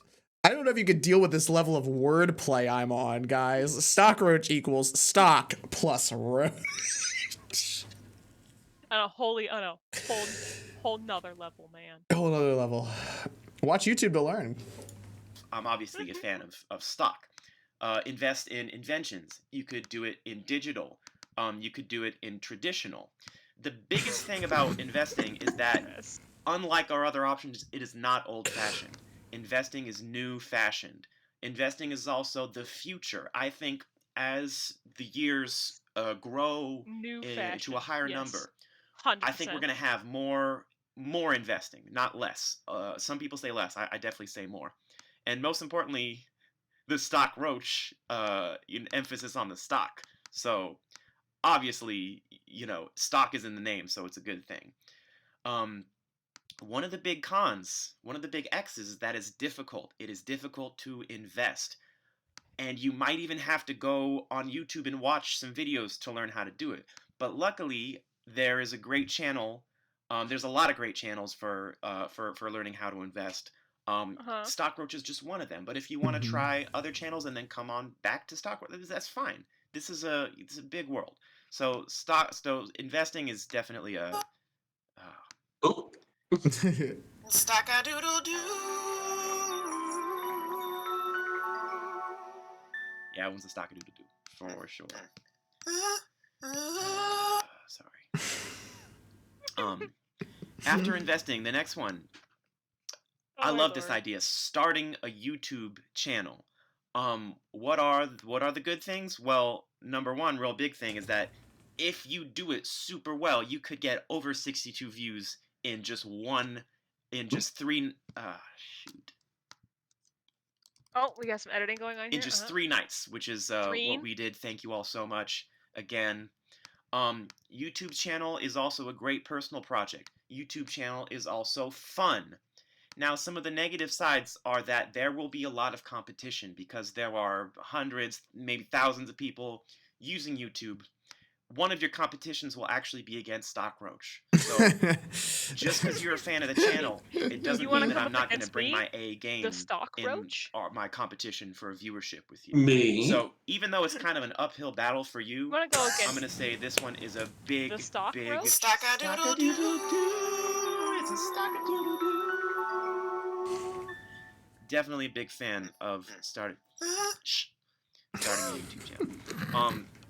Now the last way the Stock-a-doodle-do or don't of investing is actually, I'm going to give you the answer right away. This one's a Stock-a-doodle-do. And what the thing to do is to support your favorite YouTube channel. This is really, really big for me. I think that investing is not just about I will say that is a real PayPal link. You can support Stockroach, is my understanding, and so if anybody wants to, obviously go there, do that. But I'm not going to do more advocation. I'm just going to say it is real, and you can do that, and it does help the creator. making money. It's also about putting money out into the ecosystem and trying to allocate your resources in the places where you feel that whatever you feel. So if you send, maybe $1 on PayPal to Stockroach Reel, that could be, one more minute of video footage that I'm able to produce, and that could create abundance for all of the people, over 62 people who are watching. So this is definitely a Stockadoodle. It's definitely a Stockadoodle-doo. Yeah.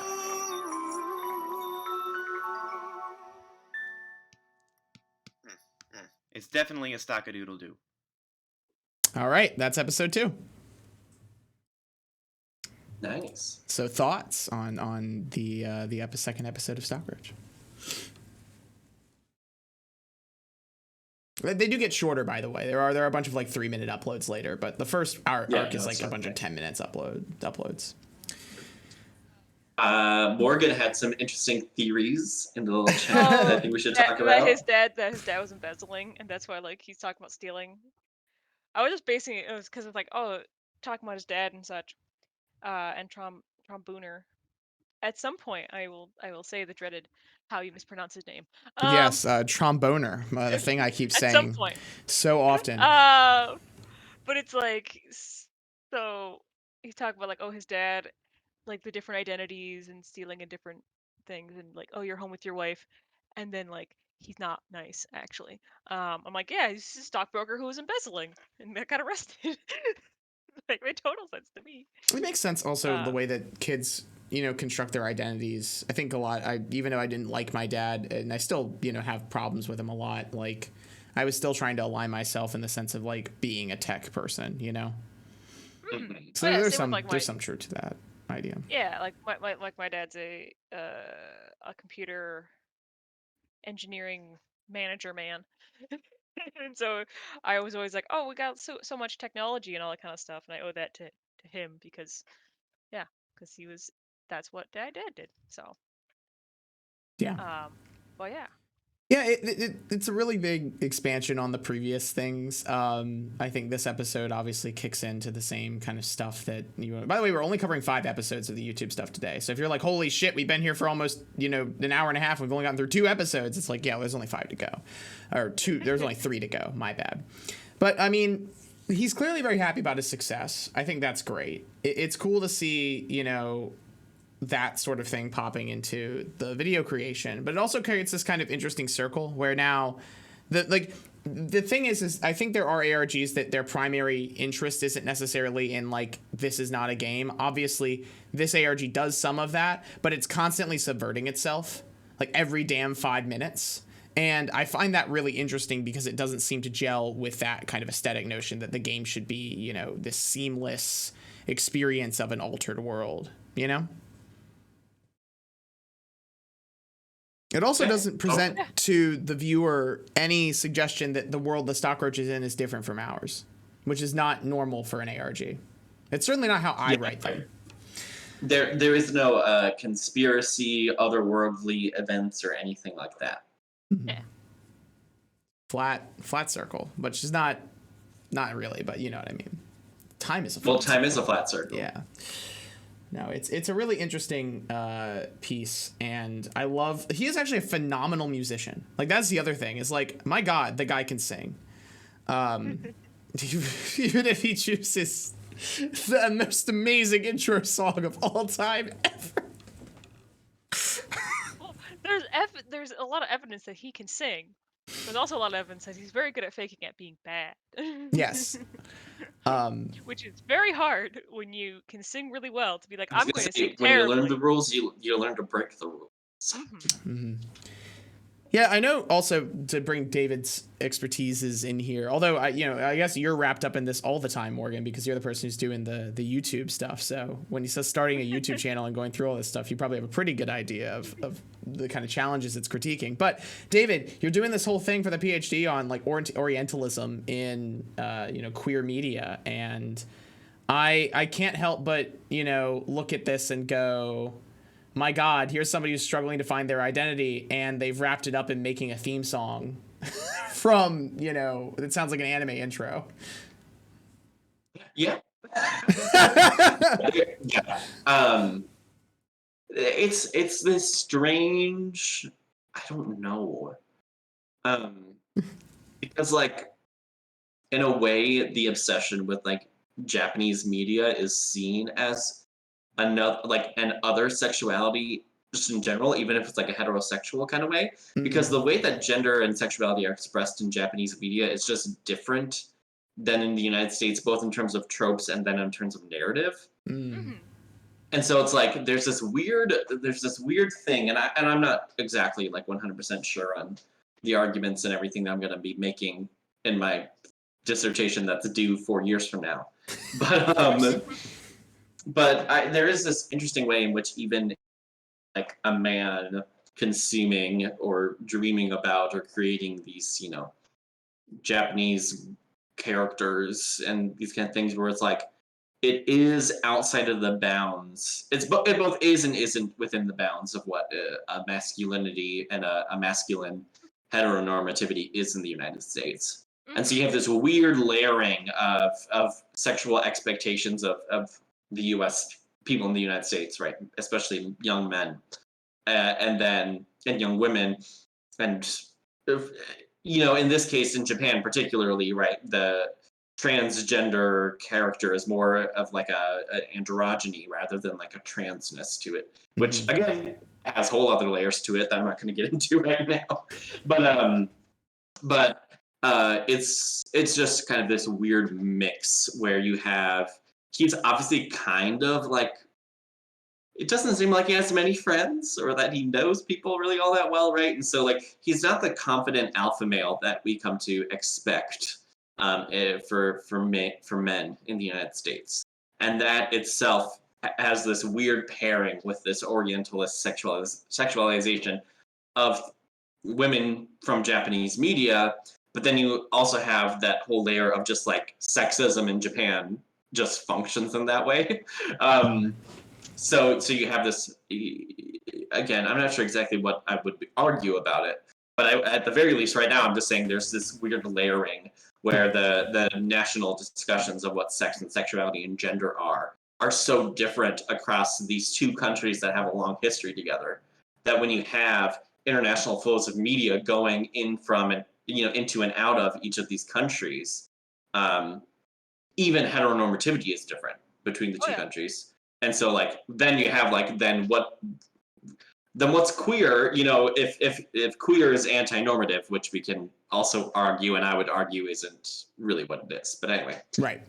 Right. Then you also have, if we just view it simply as anti-heteronormativity, if it's anti-heteronormativity in each of these different cultural regions that are then being exchanged with one another, you have all these weird non-normative things and normative things, and they're all intermingling. And part of my argument would be that there is no such thing as a normative anyway, because of these international exchanges of media. Right.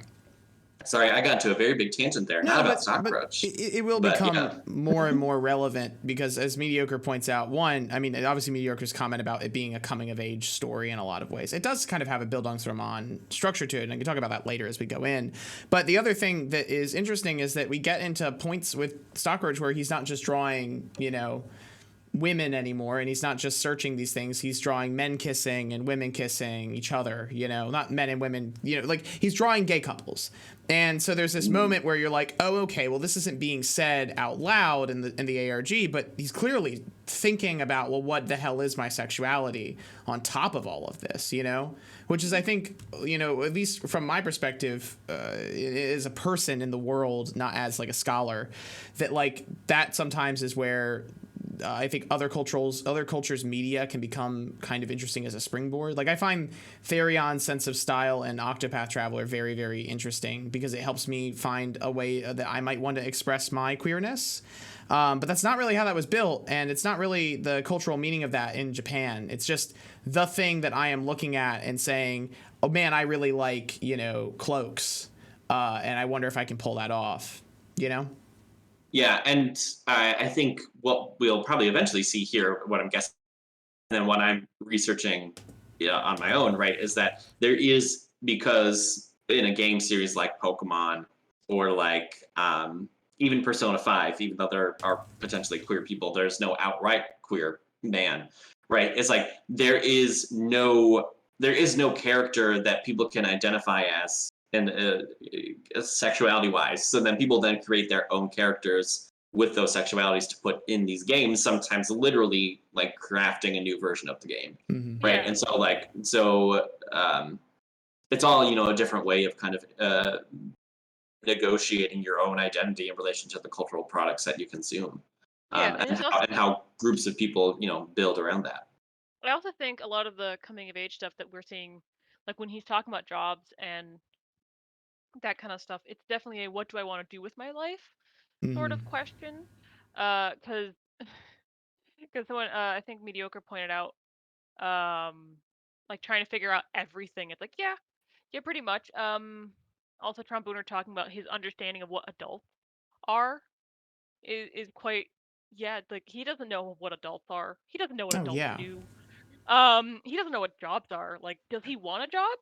Are jobs interesting? Well, are jobs cool? Like, do I want a job? Because a lot of the stuff with these stockbrokers and like what Stockroach is emulating, like the gurus who are trying to sell you on stock trading and forex whatever. They don't go to college, don't get a Mm-hmm. job, just take this course and go invest. And so I like imagine like a 14-year-old who imagine this guy's like a freshman because I'm like he's very babby. But like can you imagine just getting all these conflicting things? High Yeah. school tells you to go to college or go to a trade school or go get a job, like be society, like go into society and do society stuff. But everyone on the internet is like, well, no, I don't have a 9 to 5, and 9 to 5s are pyramid schemes, and take my course for $1,000 and you'll be set for life.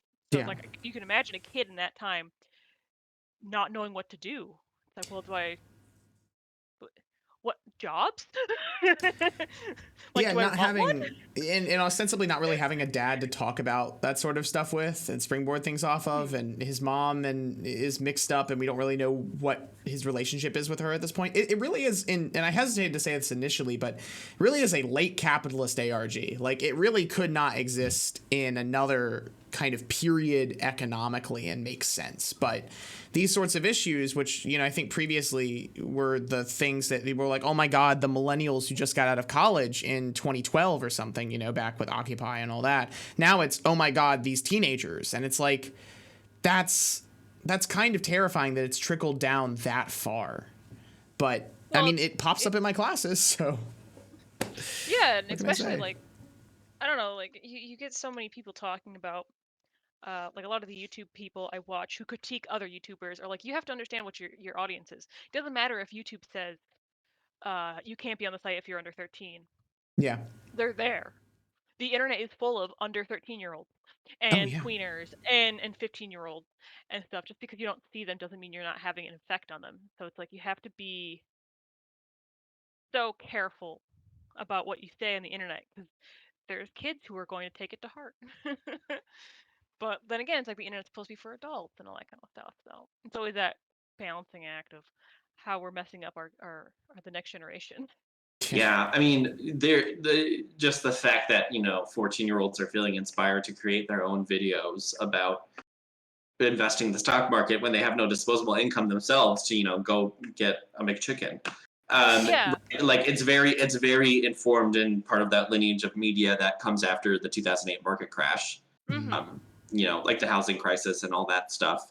And it's no surprise then that there's this kind of also other narrative of the dad, something happening with the dad, right? Because part of the 2008 market crash was also the crisis of family and who could afford to be a family and live in those kinds of large family homes and all that stuff. So like the to just like come zoom out from Stockroach a little bit, right? It's no surprise that the idea of like a crazy family, Thank you. crazy I shouldn't say, but like some kind of internal distress within a family compared with this idea of wanting to like excel in the stock market is both intricately linked to that 2008 crash, which if we're following along, Stockroach was born 2 or 3 years before that happened. So it's whereas for us, us Morgan, Wren, and I, right, 9/11 was kind of the first big major cultural event, that happened for us. For somebody like Stockroach and people and kids of his generation, it would be the 2008 crash of the stock Well, market. it's So also the 2008 crash is so strange to me as well as like the kids who were born very quickly. Like the stock market crash for myself was not really talked about in my family.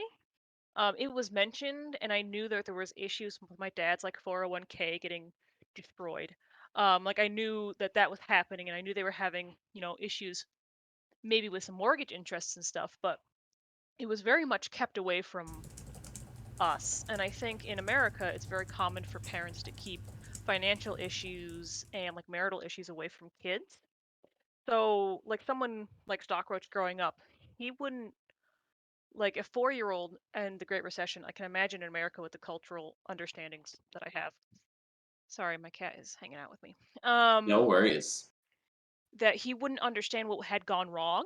Mm-hmm. Like his dad left, and that was a result of the recession, and a lot of the stuff that is happening in his life is um is a result of the recession. But he wouldn't know that because his parents just don't talk about it. They don't want to talk about, hey, we lost the house because of a mortgage crash. Kids don't understand that. So here, I'll give like an up close and personal picture of. Oh, hello, kitty. I love that we have cats that just show up to the ARG stream. That's the best. I want a cat so Get a bad, you cat. guys. Yeah, I want a cat so bad. If you go get a cat, I highly recommend the Milwaukee Humane Society. Go on like a I have already been looking. Oh yeah, I would recommend going on Tuesdays because that's when they put out the cats that have been newly spayed and neutered. Go on Tuesdays. There's some Milwaukee local knowledge for you guys. I have another chair over here that you can't see. It's off camera, but that's eventually where the cat will go. And then I'll put a camera over there so I can switch to cat cam. It'll be since we just moved into our new apartment, we're waiting until the new year till we get our cat, unfortunately. But there is a cat. I mentioned this in the chat a little bit ago. Sorry to get us off topic, but that's my brand. When it comes to serious play, across the street there was a cat that was sitting in like the window of an apartment, not across the street, literally like across the alley. And so we can see him when he's sitting in the window from our kitchen. And Tony called him Snickers. Aww. His name is Snickers because he kind of looks like the inside of a Snickers bar. He's got like caramely orange kind of color to him. So if my cat stayed still enough, Yankee White, to have a cat cam, I'd have a cat cam. Like I have like a little spot for him to sit up here. Sometimes he sits on my bed. Well, it's not my actual like bed; it's just the guest bed. But no, he moves too much for that. One of our He's always on the move for cat there cam. was that one time he was sitting on the windowsill. Yeah, he sits like right up here. He's got a little spot. Well, while we're digressing, one of our alums, Krista Lee or Gamer Anthro, has a pretty often set up cat cam on her stream, and she's been doing, I think, The Witcher for like the past couple years, just going through the entire series. If that's of interest to you, here's Gamer Anthro. Check it out. Play those. I have all three of those downloaded on my computer and haven't played them. So, I heard jumping they're back good. over to episode 3. But yeah, what were you talking about? Coming of age and the recession. Do you guys Oh, agree you with want that to idea? Like the idea that you guys didn't really see the recession, you just saw all the after effects because your parents didn't really talk about it. Because For like I didn't me? pay attention to I didn't really pay attention to the news. Yeah, So I wasn't like at that point. I just saw that my dad said suddenly, "Oh, we're gonna have a hard time paying for some stuff for a little while." It didn't really affect me at all. But that's also because my Yeah. parents were very sneaky about how they presented their class to me, and they still are. I was 14 or Okay. 13 when this housing market crash happened, and because I'm the youngest kid, I always kind of just knew. My mom listens to WPR all the time, and so like I Okay. at least knew what was going on in the world. And discussions at dinner table were often about politics and current events and all that kind of stuff. So I knew about it. It didn't really affect us at all because of Hudson and kind of the geopolitical moment. We hadn't really become part of we hadn't become a suburb yet of Minneapolis, St. Paul. Whereas now, like, there are $750,000 to million, $1.25 million homes being built in Hudson, Wisconsin. Whereas 10 years ago, 13 years ago, that wasn't happening. Yeah. So we didn't feel the housing market crash as big as some of these other communities around us who were already suburbs of the Twin Cities. So it was kind of like this thing that happened that affected some people in our community, but it was more so like, like people who were richer or who bought bigger homes in other communities around us had worse times going about it. Yeah. Luckily, my dad had a pretty stable, well-paying tech job. He works for he manages engineers who manage engineers. So he's kind of up the echelons of engineering. So so he was fine. Like we didn't lose a house or anything. But tromboner like lost our house. So it's like you can see this generational difference in understanding the recession and what the recession was. And that's also different for different, like when someone says millennial, I would classify myself as a young millennial because I'm like between the generations, and like David is solidly like millennial, but like my brother is technically a millennial and he's 12 years older than me. Yeah, it's a very different The experience. whole generation had a completely different understanding of the recession.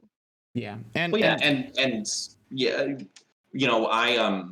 my mom worked in HR, but my dad was an electrician who lost his job. So like that was the big thing that was the big thing for us was like my dad lost his job. So then because he was an electrician working at a union gig, for building houses. Like he lost that job. And that was the big thing was like he lost his job, but because my mom had her HR position, we still had like a relatively stable source of income. Right. While my dad, found another working gig. And also because he had the electrician skills, he could just do some gig work on the side. Right. Yeah. Right. So yeah. So it's like, and some people, right, if you were just a house builder, you can't really build a house on the side. You can build sheds and stuff, right? But like you can do electrical work within an already existing house a little easier. So so the recession hit people differently, right, depending on their social status, obviously, but then also depending on their work and depending on where in the country they lived. Like overall, the Midwest just wasn't hit as hard. It definitely was hit hard in certain places, but not as bad as other places, right? So yeah, we're also all super white on this stream, so there's a racial component that we're not discussing, 100%, and I'm not educated enough to discuss. White. Speaking of white and privilege and things, can we point out? I'm going to point this out because I noticed it right away. This kid's using a Mac. Which immediately puts him in a different social setting than if he was just using a regular PC, to me. Because, if your parents can afford to get you a Mac... Right, of course. That's actually a really good point I hadn't thought about. There's a certain social status that he's at. And he talks about that he has drugs. So he has therapy to get him prescribed drugs, which also puts him in a different social bracket. Right.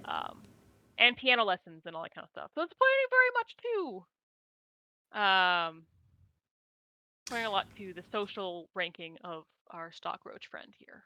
Yeah, so let's jump into episode 3 so that we don't run out of time, and then we obviously we'll stop for a bit, and I'm sure this seems like the dominant mode of where we're going with this analysis right now is talking about 2008 and this kind of movement from investing as being something that people do on Wall Street to this kind of, I don't want to call it radical investing because that's not what it is. It's not radical. It's just personalized and put out over the web and then it's distributed down from there.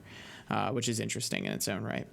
Makes me want to get Thomas on actually for one of these streams, because we did that GME video. But let me jump over to the ARG. All right, here we go. Well, actually, before I start, this is January 17th. You can see here that Stockroach is posting about stuff. He's putting out episode 2.5. The episode comes out on the 17th. I think the other thing, I don't think there's any new stuff here by the 17th. As far as the Facebook page, this isn't until February 2nd. So all he says is, hey, I'm clearing out some controversies as of the 7th, and this comes out. Or 17th, and this comes out. He's like, I'm just here to clear the air. Mm-hmm. I never thought I'd have to make this video. Classic YouTuber. Yep. Breathe in, breathe out. Yeah. Hey guys. Bye, sister. I just need to talk about something right now.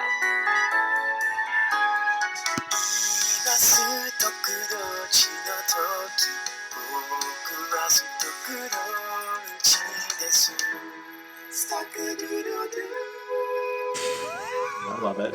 I love it so much. Just paging. You're always going with it. Oh my god. All right, Stockadoodle He Doo, needs to learn how to edit. Moneygrubs. This is the Stockroach, and I'm gonna be clear up front about this. This is not episode 3. All right, this is not episode 3 of the Stockroach.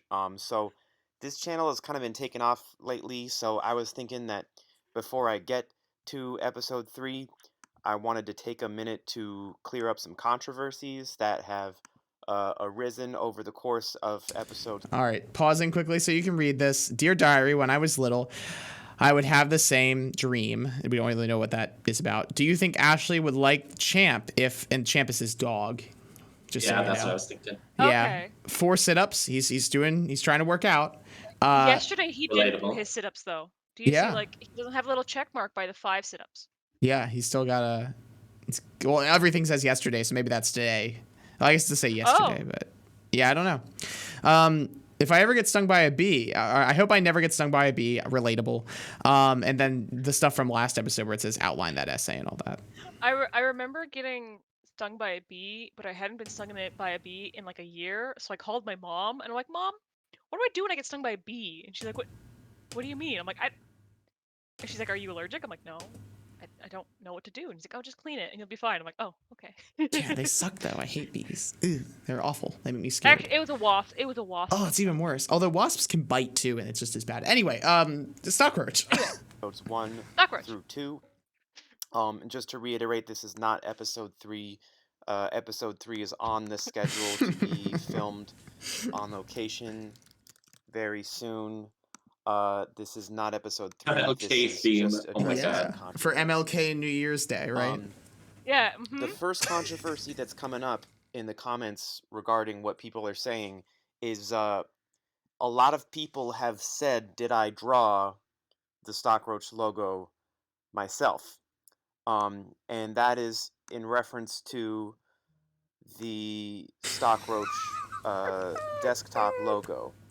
And the answer to that question is yes, I did draw the Stockroach. You can see it right here. It's the one that's in my art style. That said, this is a composite image. So the Stockroach is featured here as a member of the Captain Ginyu Force. I did not draw the Ginyu Force. This was drawn by Dragon Ball Z. This is the original Dragon Ball Z artwork. So the question of did you draw that? The answer is yes.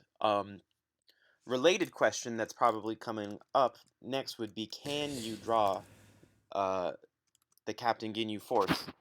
And the answer to that would be yes, I can draw basically anything in my own style, and I will plan on doing a drawing of Captain Ginyu for a future Stockroach episode. And by the way, if there are any other things, people, things, vice versa, that you want me to draw, you can let me know in the comments.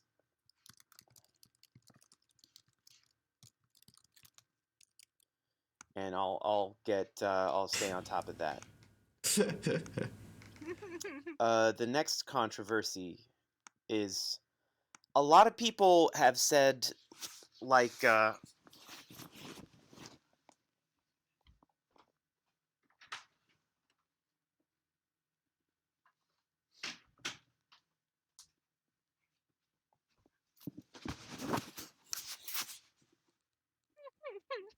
It's great, man. a lot of people have said various things about regarding I don't speak Japanese, or what is the translation of the Japanese lyrics of the Stockroach theme song. So I put them up here. I put them up right here for you. I did write and compose this myself. So you can see the way it's written here, that the Japanese is written in Japanese, and then the English translation is kanji? written in italics. So the first line of Sutokorochi no Toki translates to "Now is Stockroach's time," and then you can see the next one is "I am Stockroach." And I feel like in English, it doesn't do the original justice. If you read this in Japanese, it's very poetic.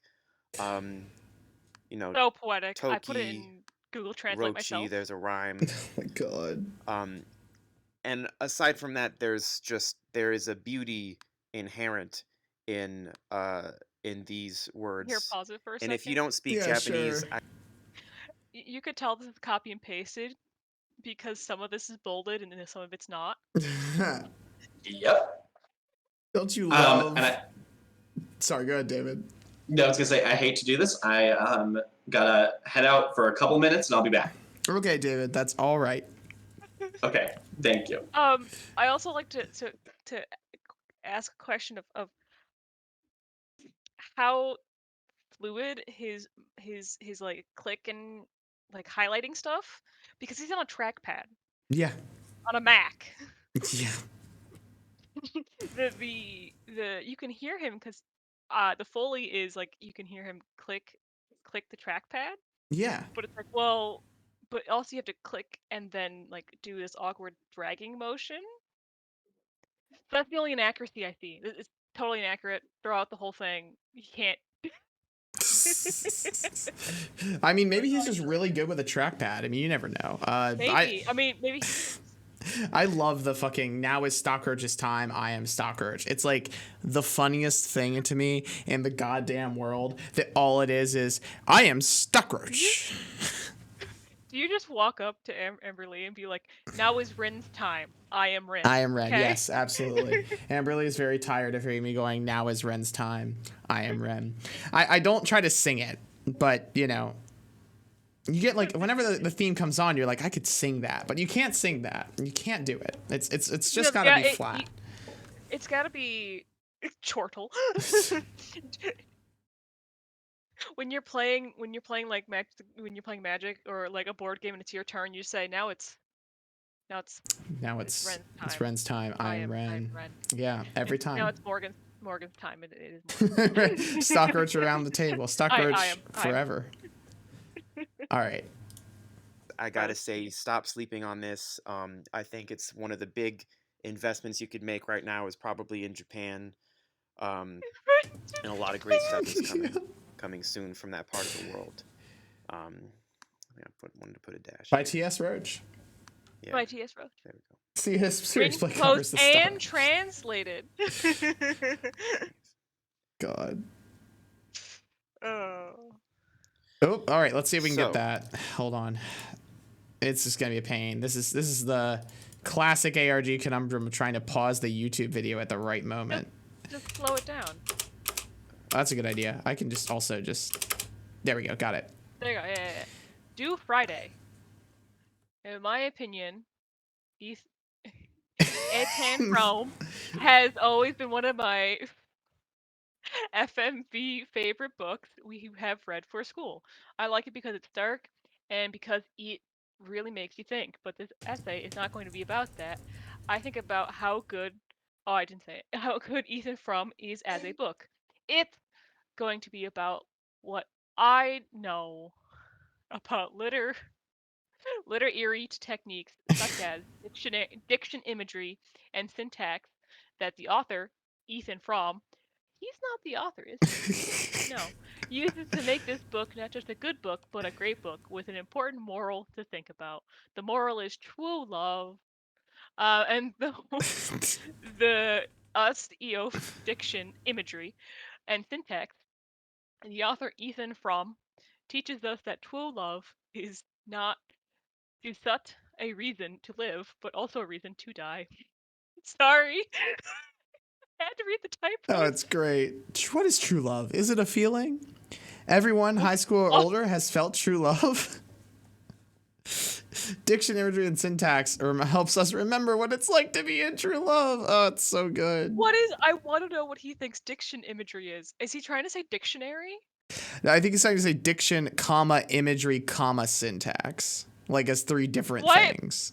Does he know what diction is? I don't think so. It's not working out. Yes, the diction in my book. Quotes from the book. I guess we'll never let you go, Matt, he whispered, even though as the dead lovers once must conspire him to keep her, and brushing by the graves, he thought, we'll always go on living here together, and someday she'll lie there beside me, which is a very useless quote. I mean, maybe it's important to the book, but like without context, it is absolutely useless. What an essay. Well, holy shit. I guess he has to type it out, but we always go living her together, and someday she'll lie there beside me. At least he's not copy pasting his quotes from the book and not reformatting them. That's always a good thing, you know. But I guess it's probably a print book because this is high school. Probably a print book. Yeah. You can't copy paste it. You know, you always have the conundrum of trying to type something from like. I just pulled out the theory of practice of for 2 Nice. by my desk. It's like trying to sit there and trying to like balance it. Yeah. No, I've been there. Oh man. Oh. The only victims of this family. Answer is yes. The third controversy, I like this one because it's a pretty simple question, is people are wondering how old I am. And the answer to that is I would say that I am in the 30 plus a range of ages, which means, for example, I've been out of high school for a long time. I'm an entrepreneur. I'm in the 30 plus age range overall. The last controversy, a lot of people are having trouble clicking on the PayPal link at the end of my last episode, and the reason for that is that it's not a link, you guys, it's just a PowerPoint. I don't know if you've ever tried PowerPoint before, but you can't just click on words. The way to get to PayPal is you actually have to go into Safari or whatever your Internet Explorer is. I use Safari, and you have to type it in here. So I'll go ahead and do that for you. Yes, here we go. So let's look at those searches. It's fun. Identity theft punishment. Oh God. Okay, I gotta get that. Oh, I can just use commas, right? So it's comma. You said? Is it shift? Is it? That's shift changes the speed of the video. Ah, yes. You could also just use your space bar instead of clicking. Ah, yes, I do like the space bar thing. Okay, there we go. Well, I almost got it, but there. God damn it! Come on. I am the Stockroach. It is Stockroach's time. There we go. There we go. Ooh, which Stockroach is real? Yeah, which Stockroach is real? Defeat fake Stockroach. Huh? Stockroach imposter, identity theft published. Was there ever, actually, this is a good question for people who played the game actively. Was there ever actually like a Stockroach game jack, or is this him just being silly? Oh, here we go. And then we got pay for car fast teenager and pornography girls opinions. Pornography disrespectful or empowering? See, he's asking all the questions we're asking. Yeah, no, actually, that's a very, I appreciate the nuance of that search. He might be referring to the night roach. Disrespectful. Yes. You might be referring, well, that's a spoiler. We can't talk about the night roach yet. Trombone has told me about the night roach, and we will get there. He is looking respectfully. It has to go. So it has to go at the top of the Explorer.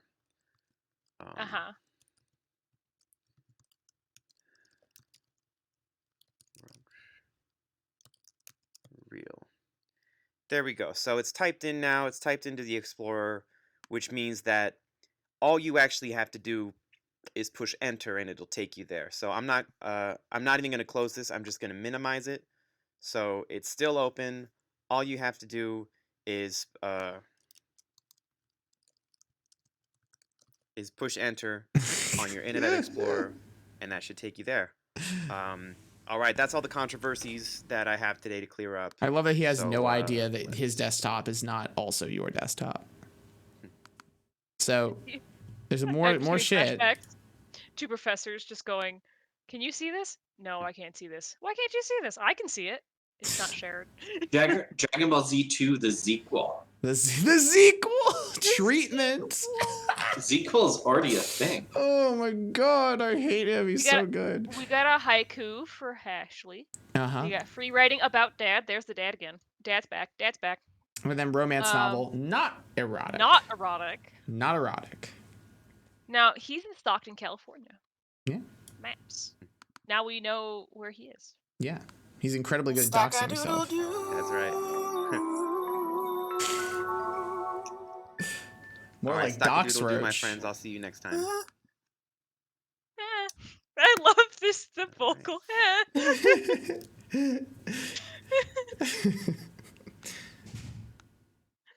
Oh my god. About writing about scary dream and diary.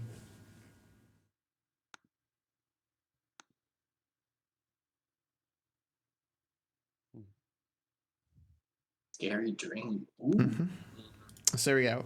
When I was little, I would have this same dream whenever, or all the time, where the dolls were coming for me in a big swarm, and I tried really hard I tried as hard as I could to scream. Sorry, this is really hard to read. So someone could help me, but no sound would come out, no matter how hard I tried. Yesterday, I had the same dream, but this time it was Ashley and not me who was being swarmed by the dolls. I hate dolls, and I couldn't scream again, and I couldn't walk to save her. I would run toward the swarm of dolls, ready to fight, but never reach them. The only thing I had in the dream was a piano, and I played as hard as I could, but the sound didn't reach her, and it couldn't stop the dolls. And then he continues. Yes.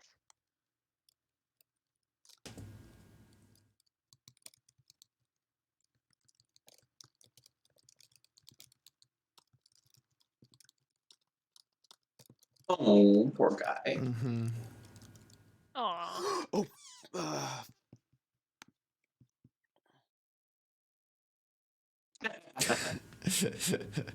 It's very, very funny. So clearly very anxious as well.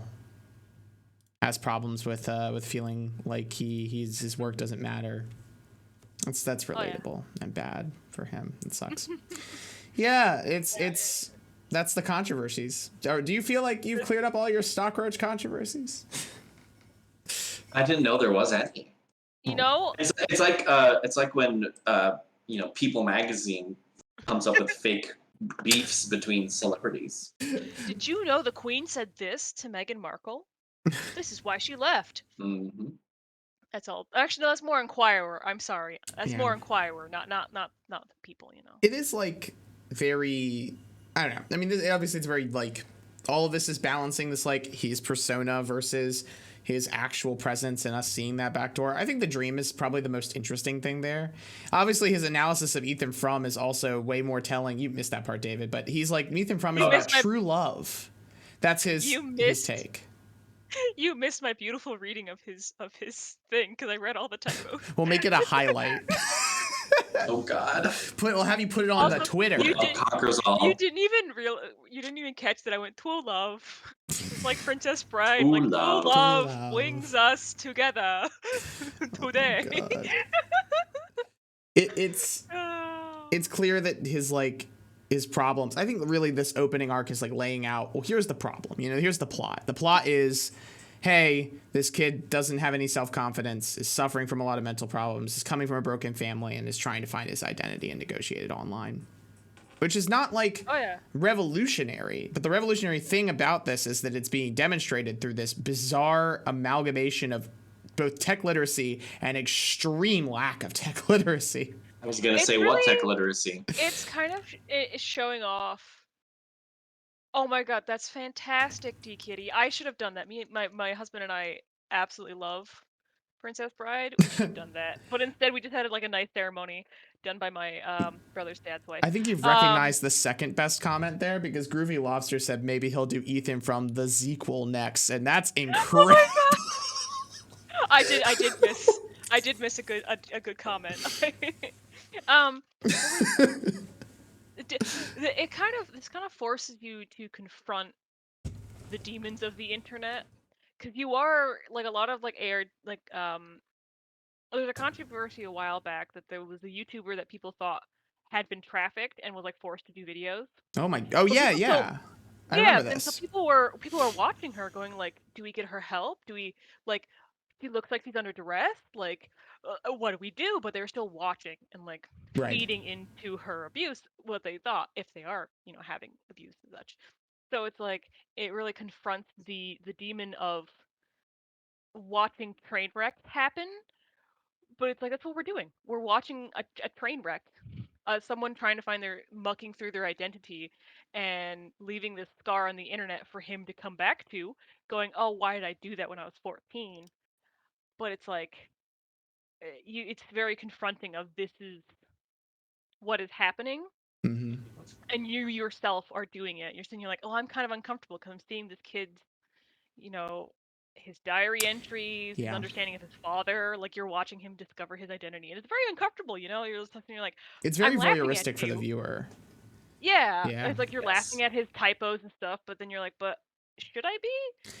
'Cause He's this very kid goes through some clearly, stuff. like, at the point where he's making this many typos and they're this consistent is, I think it's about episode 3. I was like, oh, I get it. He's dyslexic. Like he's having a real problem totally. here. And like, it is funny to like read those and be like, oh my God. But also like struggling that much and being in an English class where you have to write essays, like, oh my God, How would you even? It's no wonder that like he feels so much more comfortable in his music than he seems to in his writing. Yeah, and it really does point out the voyeurism of the internet. Voyeurism is a great. It's like watching there was, oh, I don't remember her name. I think it was like Ellie something maybe, who had anorexia, and people were watching her literally starve herself to death, and they were like, you need to get help, but they were still watching her and feeding into the fact that they're watching her starve herself. So it's like, well, what does the internet do? Yeah. It's just that voyeurism. It's hard to Gotten help negotiate. now. She's And in a better place now, but well, it's also very much a cinema issue too, right? This comes up in cinema all the time. Like, well, why are we watching people act out these pieces of drama? And, is that voyeuristic? Is that not voyeuristic? And I think that, that pops up a lot in Hitchcock's work, I think, more than anything. But obviously, there have been more modern renditions of that question. And I think it is definitely amplified by the digital age, because people are allowed, they should be able to post these things and negotiate their identities in a digital space. But then what is the role of the person who happens upon it? I really have to commend the guy who made this, again, just with the risk that it is involved in a ARG that is this like upfront about its social implications. There was every opportunity that some troll asshole could have found this thing and blown it up and just absolutely taken the piss on the creator and and taken it to be real. But what has actually kind of happened is, as far as I understand, this is because Vehemence is one of the bigger communities working on this ARG, is that the community's been incredibly supportive. And it's interesting to think of what direction the narrative would have had to go in if he had gotten harassed. yeah, well, it's like it would definitely have gone down a similar path of like Sonnet like the early Sonnet where trolls happened, he argued with the trolls, Barbara Streisand effect happened, and things just snowballed. Mhm. So I wonder. I Sorry. oh no, you go, Ren. I You was go. gonna say, I hope that when we do the interview with the creator, that I can ask them like, well, what, how flexible was this narrative? Like, how, depending on audience interaction, what different directions was this gonna go? Because I'm really curious if a toxic audience base had gone with this, if the creator would have kept running the project. yeah, I think mediocre brings up a good point, and this is something I've been thinking about too. Is like, oversharing on the internet was like on headlines for a long time, and then needing validation in the forms of likes and all that stuff is still an issue. Yeah. And so it's like, I don't know if the term voyeurism just like is performing the work we need to describe what's going on, because I think there's a weird mix of actual like I mean, like, right, if we were like hacking into Stockroach's computer and looking at him writing these diary entries, that would be very voyeuristic, right? That would be breaching any kind of boundary as to what they want. It's almost kind of like, I don't know. It's just weird because it's us watching a fictionalized version of someone sharing themselves with us, right? And like it plays into how social media could be voyeuristic, but then you also have that problem where it's like, well, this person also willingly posted this online and also didn't edit this video Right. in any way to prohibit us from seeing that, right? Yeah. And so it's like, I don't know. I'm not yelling at mediocre. I'm just saying, like, I don't have an argument because it's like I'm still trying to parse it all out. Right? Yeah. I'm just kind of thinking it out And I loud. definitely think like the because it's accidental, I think it feels more voyeuristic in that way, where you're sitting there like, oh well, I can pause and look at his diaries. But it if like for oversharing and stuff, I don't think voyeurism does the right thing. Because like I was on YouTube. I've been on YouTube I've watched YouTube for a long time, and I was kind of in that time where people would overshare, and you had like Dan is on fire, or no, yeah, Dan is not on fire, and then Phil is okay, or something like that. Dan and Phil, people who sat in their bedroom and just talked about their life, and it didn't matter what was going on in their life. They would just be like, my friend George was doing this, with no understanding of like, hey, maybe George will see this video.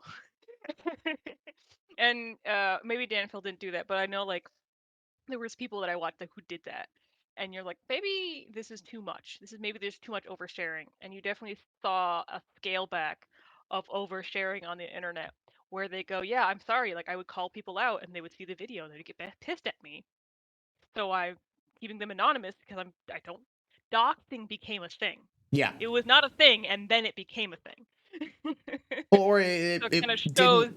There wasn't a word for that, and it wasn't Yeah. it wasn't, how should I say, the scale of community practice that it has become.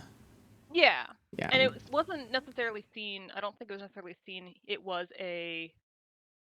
necessarily a bad thing. Like when someone found someone like, oh, hey, they're talking about this person, or hey, I found this YouTuber, it was not like, why did you do that? Like that's doxing, like you shouldn't do that. It was much more like, oh, that's really interesting, and we should look at their house.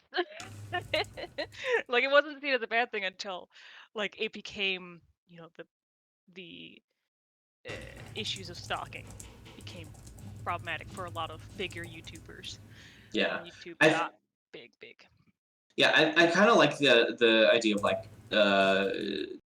quantifying the style of response to content, different than voyeurism, but as something more specific like doxing or that kind of thing, right?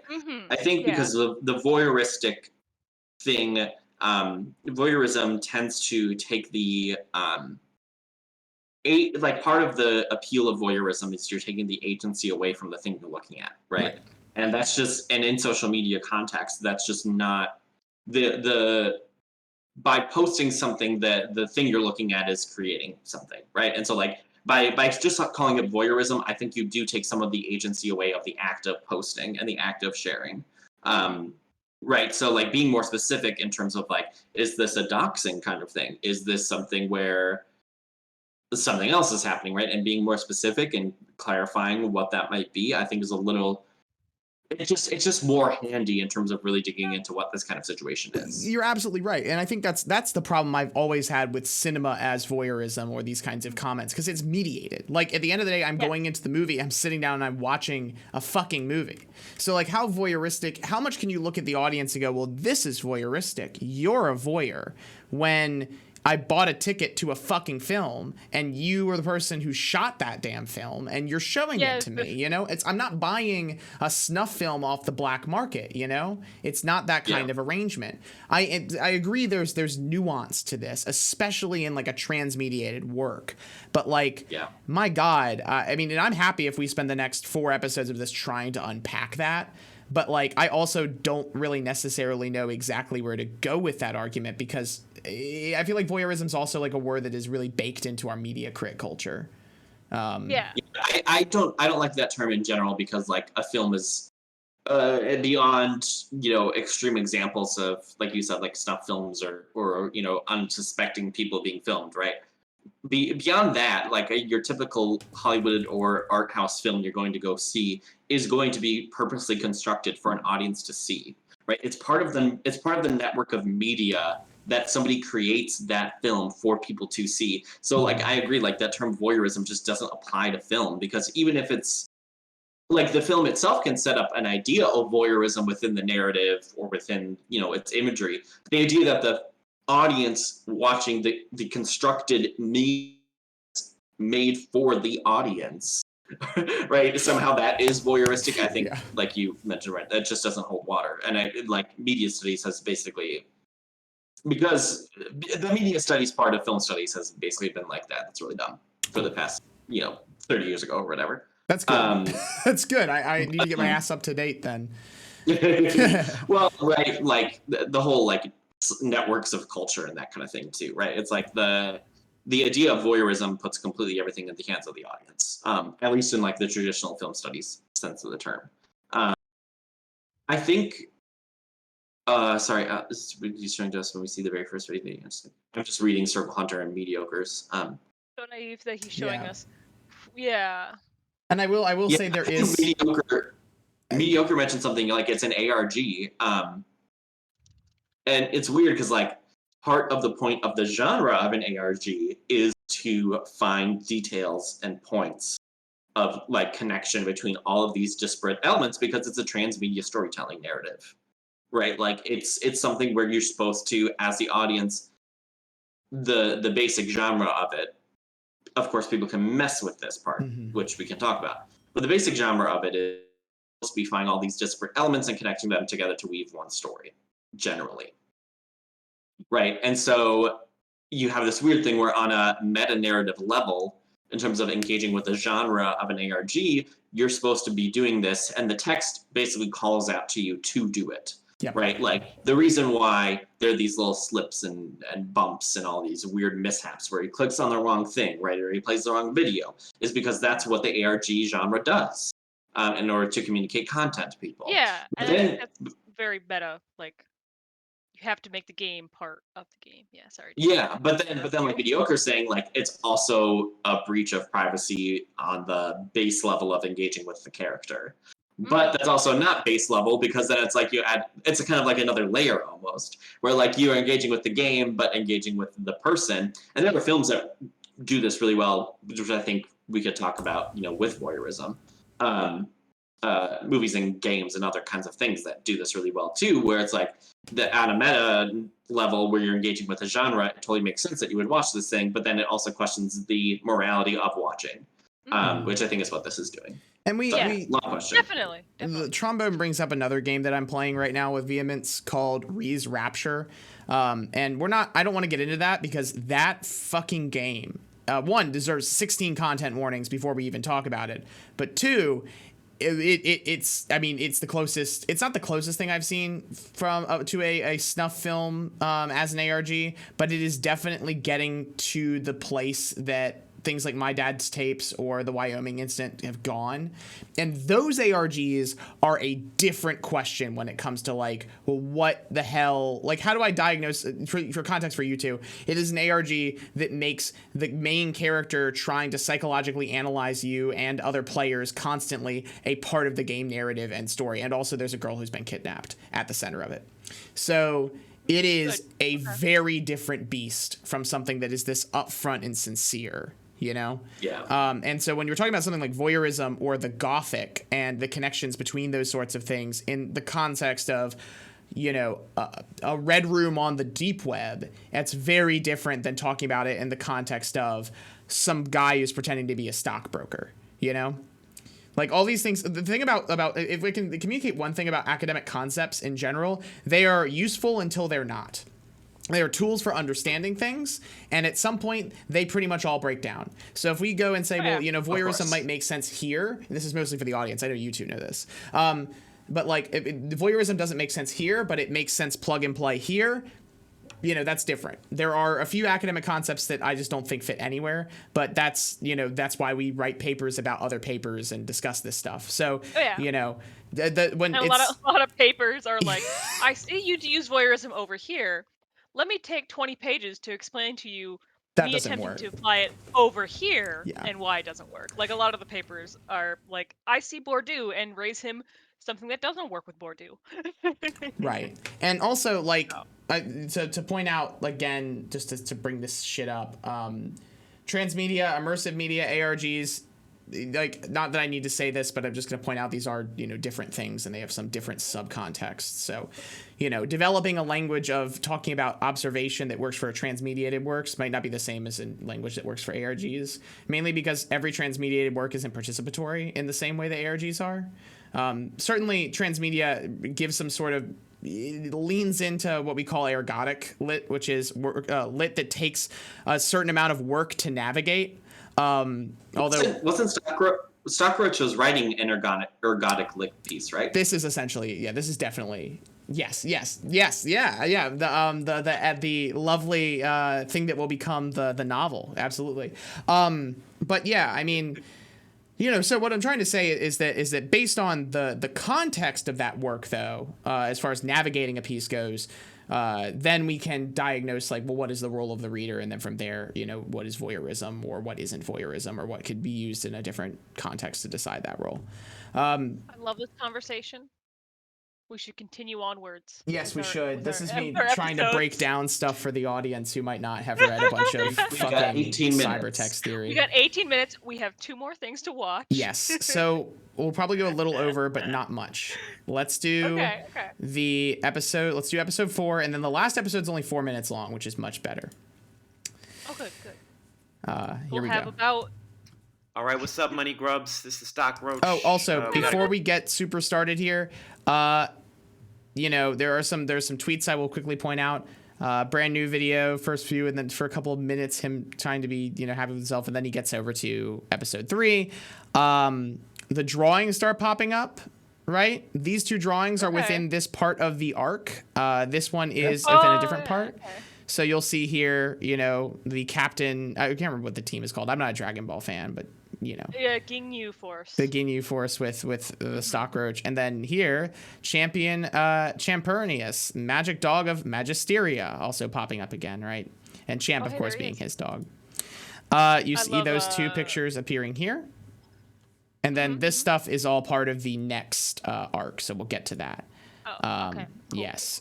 This is, so then you have February 3rd. You also have this, which we'll get to that later. But again, you have the captain, the force here. This is me not watching Dragon Ball and not wanting to fuck it up. Great episode today about buying your first stock. But before we get started, I just wanted to acknowledge something, which is that episode 1 has reached over 100 views in only 2 days. And that's great. Whereas episode 2 is kind of hovering around the 20s. That's not as good. And a lot of people would be disappointed in my situation, but honestly, I'm not. I consider this a success.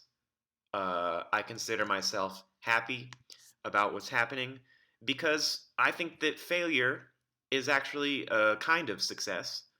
because it's a step toward another success. And I decided that I wanted not to hide from this fact, but I want to celebrate failure today. I want to celebrate it with you.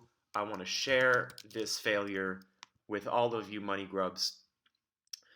So He's like typing keywords into the search bar, and it's like, I want to celebrate.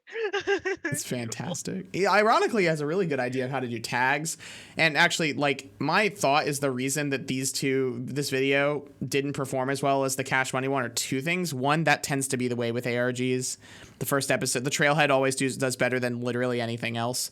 The other thing that is very clear from like a YouTube optimization perspective is YouTube knows what to do with the word money. It doesn't know what to do with stockadoodle do's and stockadoodle don'ts, you know? Yeah. Yeah. So like it's a hilariously got this algorithmic context. Anyway, I just want to point that out because I find that stuff interesting. I changed my desktop image again. Oh, This time wow. it's a screenshot from episode 2. Yeah. You can probably see that right here. This is going to continue. And what I to love get about this picture is that further it tells a further. story. Do you like Because the here we have him where grabbing I was everything? Yeah. at over 62 views. Down here we have where I am, which is 25 views. And then I feel like the rest of the desktop is where I want to be. I want to be in the Oh, that's blue cute. frame. I want to be out there. I want to be relocated. I want to relocate the numbers of views to a higher number. Okay, I don't know how this folder got here, but this is clearly a Relocate virus. So Ooh, the password.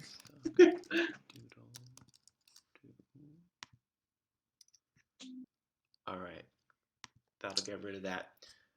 So Oh, that's right. the So today's murmuring of a episode is about password. buying your The first murmuring of a stock. password. And personally, I think the best stock to start with would be a penny stock for the obvious reason that a penny is something that anybody has. You know, guy on the street has a penny. Your parents probably have a penny. If you don't, and you just borrow it. And the website that I like most to use for penny stocks is Google, and we can get there through the search engine. It's an easy website to get to. You just type in. All right, we're going back. We're going to that. Oh, we're going back. To get to. There was it two. is. There Gifts was- for there girls was you two. like. Good names for dogs and magic fantasy novel. Jesus Christ, Wren. And then there's these. Acne cure, whole body. Stockroach for president. Presidential debate. How to enter. President salary dollars USA. I like how it's acne cure whole body. Hold It's like stop rolling around in pizza boxes. I relate very hard because I have like baby I do. acne I on my do shoulder too. and my back. I do too.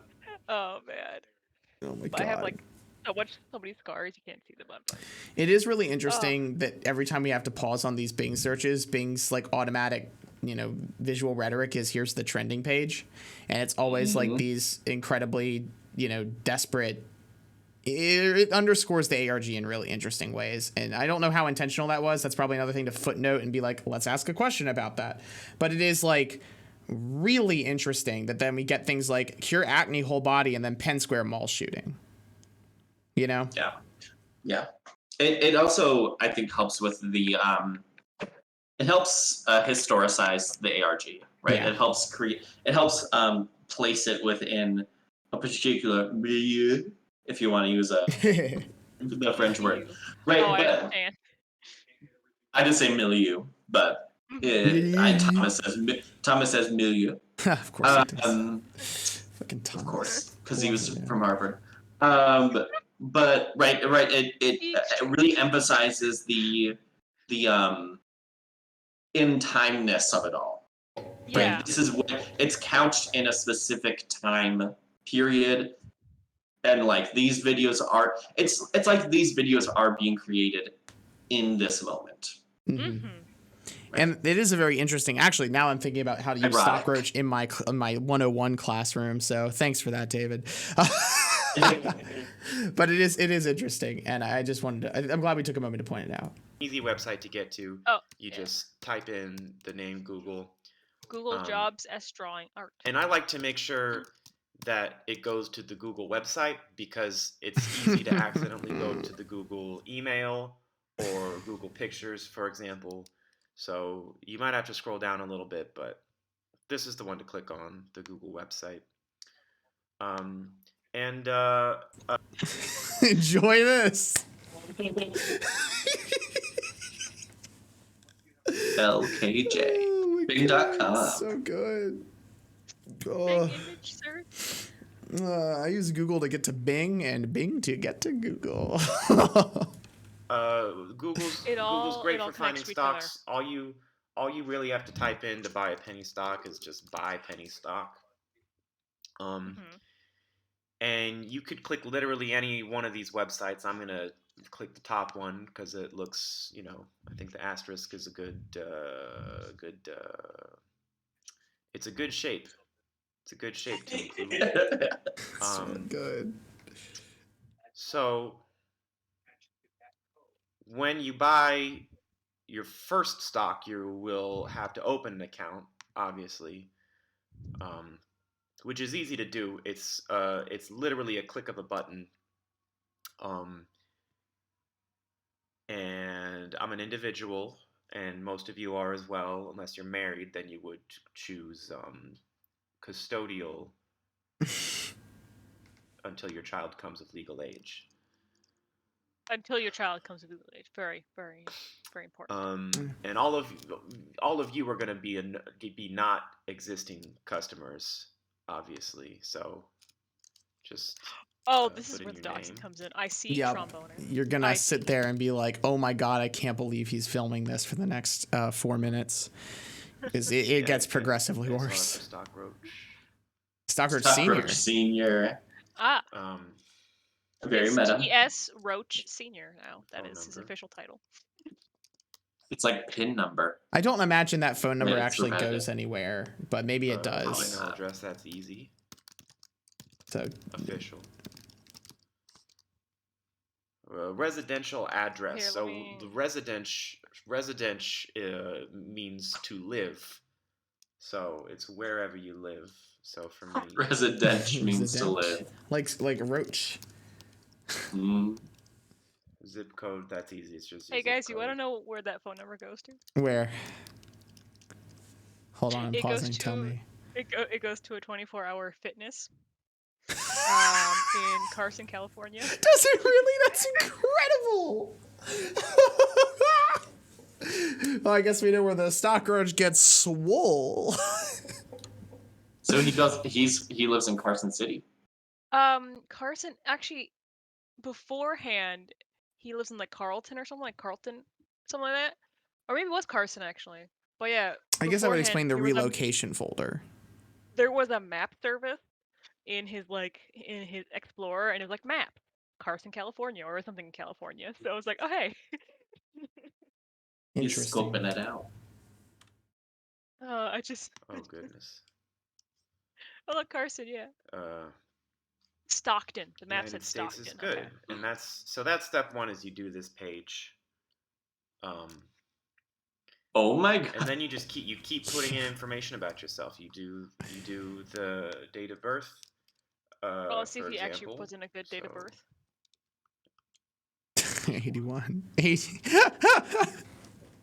I love Oh him. wait, okay. looks good. Oh. That's just like wow! straight up. I put that's a crazy typo. I don't know how that happened. It's supposed to be 1984. I was thinking because sometimes Yep. Mm-hmm. I use a lot of different numbers in my line of work. There's a lot of different numbers. You know what, Stocks? It's a numbers game, all right? It's the numbers. Okay. And that's good. If it shows up as X's, that just means that it's accepted your. I don't think Social Security has gone up to the Social 6s Security yet for the number. first number, so I don't think. Yeah, but now, it's incredible. Like, I found this really hard to watch the first time. Occupation. I'm gonna put other because the stockroach is, as you know, I'm the one of a kind. Stockroach. That's his occupation. YouTube. YouTube is my industry. Oof. Yeah, well, oof. I believe you are correct. This stuff isn't David. important It Yes, is. you are. because I work online. So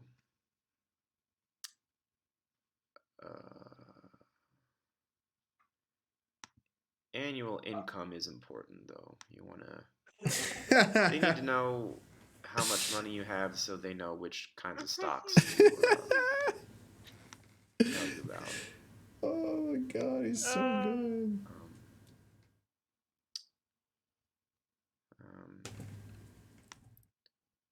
I never knew filling out a You know form what? could be so entertaining. Just to make it quick.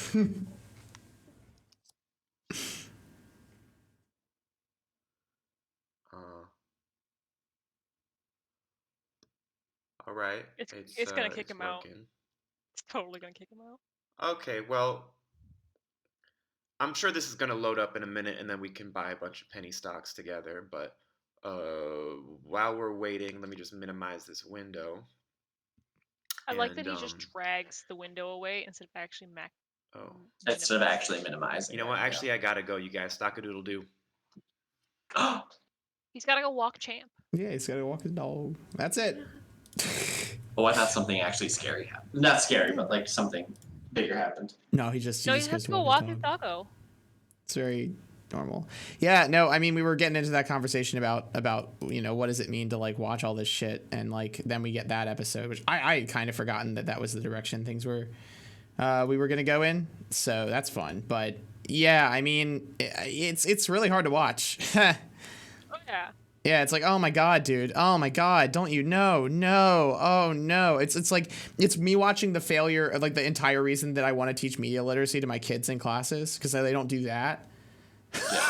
It's like don't screen record you typing in your social security number. Oh, I'm sitting here with this, or like when YouTubers don't have like the proper blackout on their boxes. And it's like, no, you're showing your address.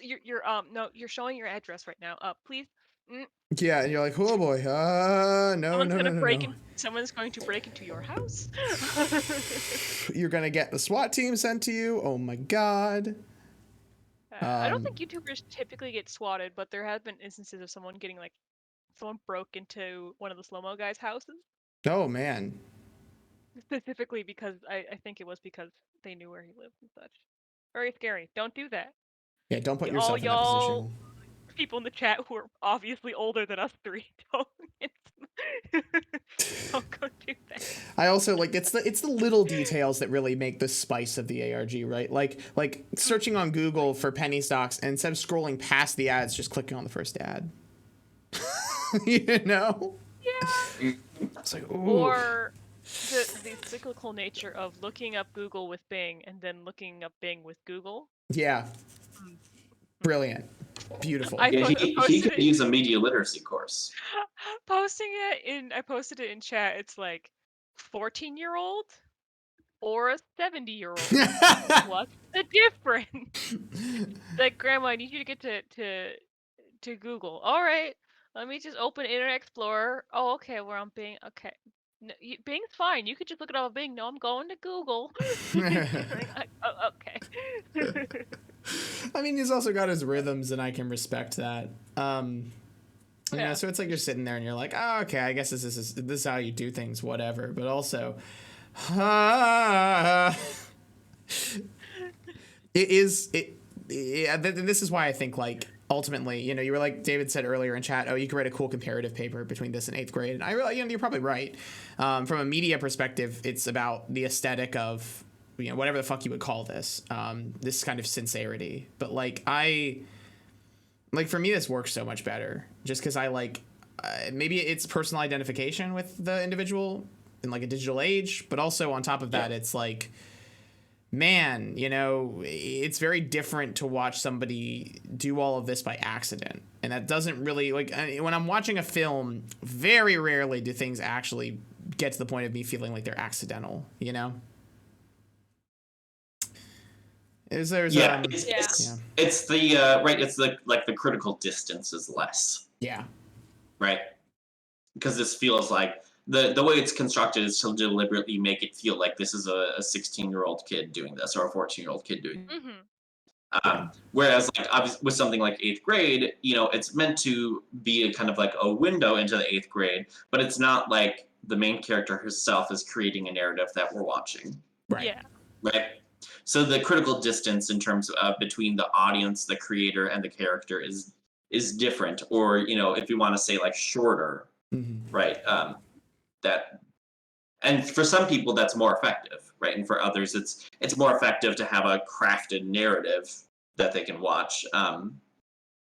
For other, you know, it just kind of depends. Yeah, it depends on what you're trying to say, and I think like Stockroach is very much in so many ways a story that you know, it's demonstrating its points by doing them, and I think at the end of the day that means you have to sit back at the end of your piece and go, hey, have I really accomplished anything, or have I just, you know, re-solidified the shit that I was trying to comment on? And so far, this is doing a great job. I think by the end of it, it makes a great commentary. But I'll be interested to get your takes as we move through this more. Since we are at 4, I'm going to go ahead and play the last video, and then we can do our little cap on this, and then you know, decide when we're going to do this next. And then like the little cat, Morgan's cat, I'm going to take a nap. Yeah. Yeah, that's what my cat is currently doing. I'm going to go work at the escape room. He's just chilling. That's what Kimmy's goal is today, is to chill. All right, so here is the final episode. All right, Stockadoodle-doo, this is the Stockroach. Welcome back to my show. Oh, I'm so hyped with that. Got some real title. Got some real fun stuff planned for you today. But I just really want to acknowledge ripped abs workout, get abs in 2 weeks. Which is not confident about my body, male. Is not again is not doing great. I think we got off to a really strong start, and then we petered out. But like I said before, I'm not ashamed of this. I'm not embarrassed. I'm someone who celebrates failure. So I changed my desktop background again. And you can see down here 19 views. Which I think is, when I look at this, what I see is it gives me hope. Because, you know, sometimes you get an F on a test and then you don't do any homework in a class, but you say sorry to the teacher and she gives you like a B+. So when I look at 19 views, I just see the F before the B+. And I think we're gonna get to that B+. Very apt metaphor really, really for a 40-year-old. Yeah, absolutely.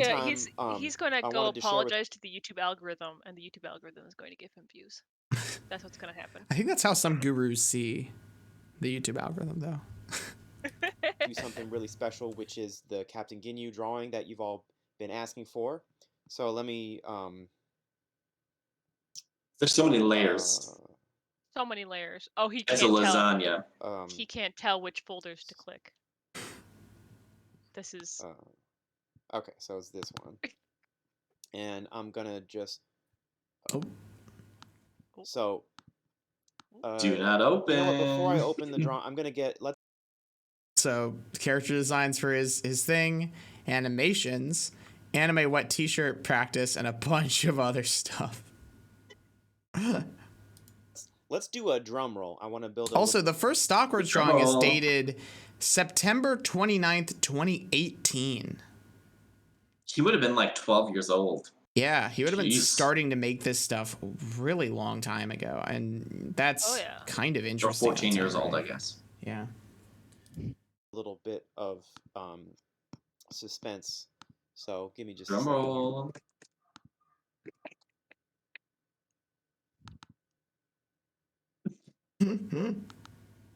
So I'm gonna record the drum.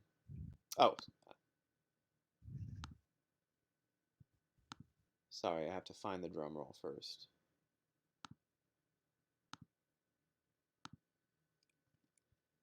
Okay. So. One of these is gonna be like a drum roll, like a a snare drum. That's pretty close if I do a few of them. Or like that's like a drum roll. Maybe if I combine, God I'm gonna damn combine a it. couple sounds. So yeah, so that's gonna be like a really good drum roll. Oh boy. Oh boy. Just as a practice. Here we go.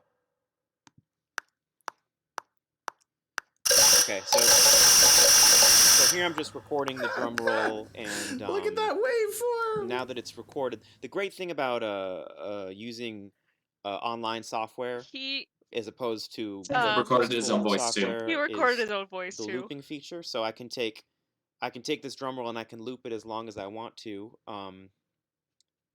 For example, I'm going to do 10 seconds for today. And now when I go to the Captain Ginyu, I can say, for example, like, drum roll, please.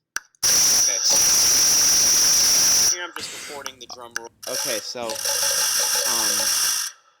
Oh my god. now we're going to stop the drum roll. And here's Captain Ginyu. Woohoo! Shh! Oh, champ. Hold on. Those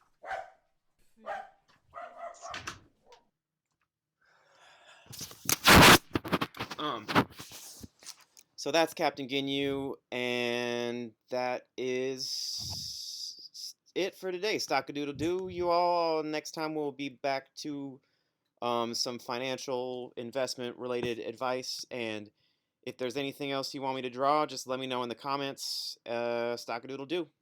All right. So that is the first act of Stockroach, everybody.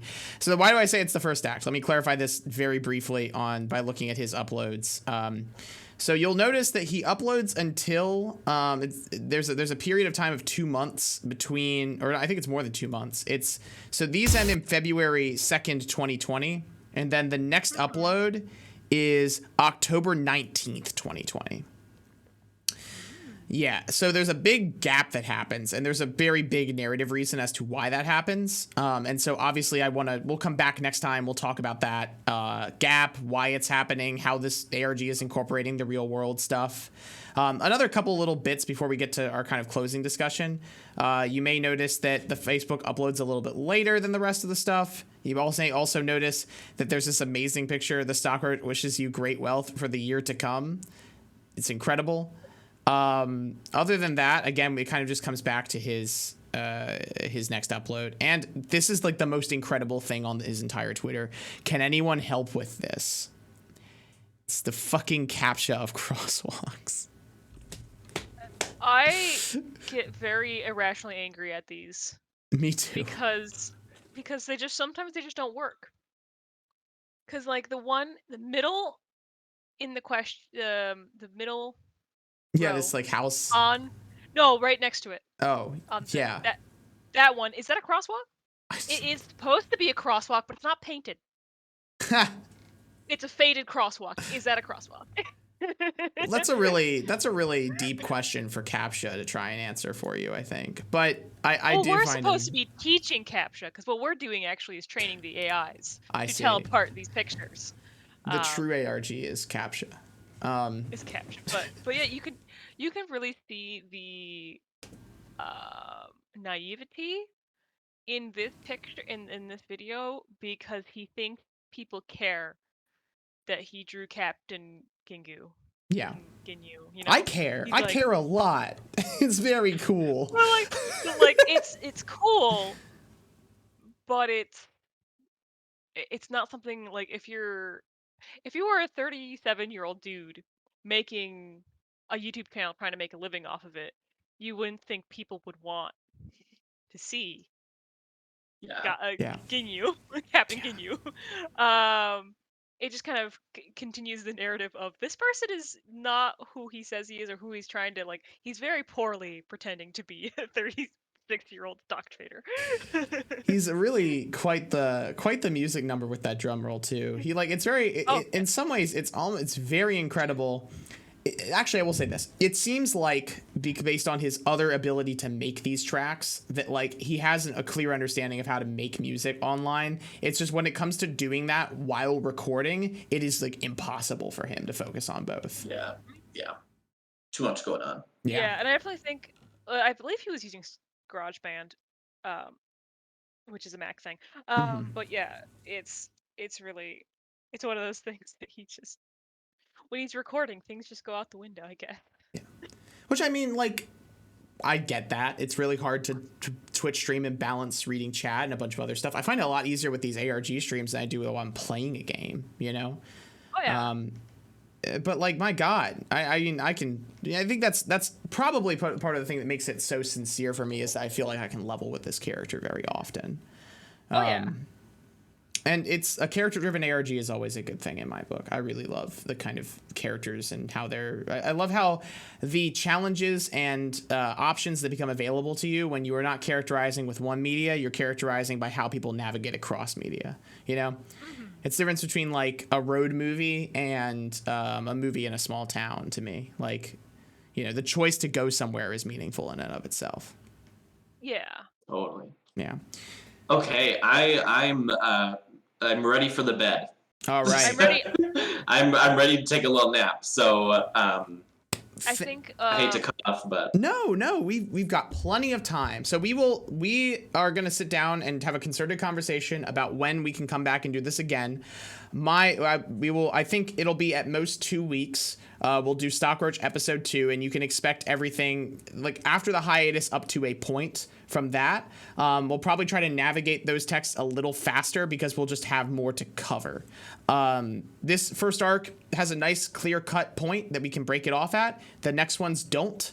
And on top of that, they become both shorter and longer. So and there's a lot of footage to get through, basically. Also, I may not play every single video for every single within the ARG as we go through it, just because there's so much content. If something really doesn't seem to me to be either funny or relevant, it probably won't show up. But I will say most of the videos in this series are amazing and very relevant, and it's very hard to skip anything. Also, we might use the as Mediocre has pointed out, or no, actually Mediocre has not pointed that out. Mediocre said I'm going to try to add to the document, which is really helpful. We will use the document in the future because I simply did not know it existed, and it'll be linked in the YouTube description if I can link it there or get Morgan to link it there, whoever else does it. Anyway, so expect us back in 1 to 2 weeks. We will cover the second part of Stockroach. We'll probably have to do this in 4 or 5 streams. And we'll figure out and tweet about when that is going to be in the next couple days. So thank you so much for joining us, everybody. It's been a long day, and we haven't dropped below like 13 people watching, which is insane. So thank you so much. I was gonna end a little advertisement. Our next stream on Serious Play is going to be Tuesday evening, 6 p.m. Central Time, which is where us 3 are going to be on my show, which is all about fan labor. It's called Fan Game Follies, and we're going to be doing some Pokemon stuff. We're going to be creating our own battle systems. Ooh. And it'll be fun. So, yeah. All right. Yeah. Have a great day, everybody. Thank you so much. And I'll have Wintergotten play us out.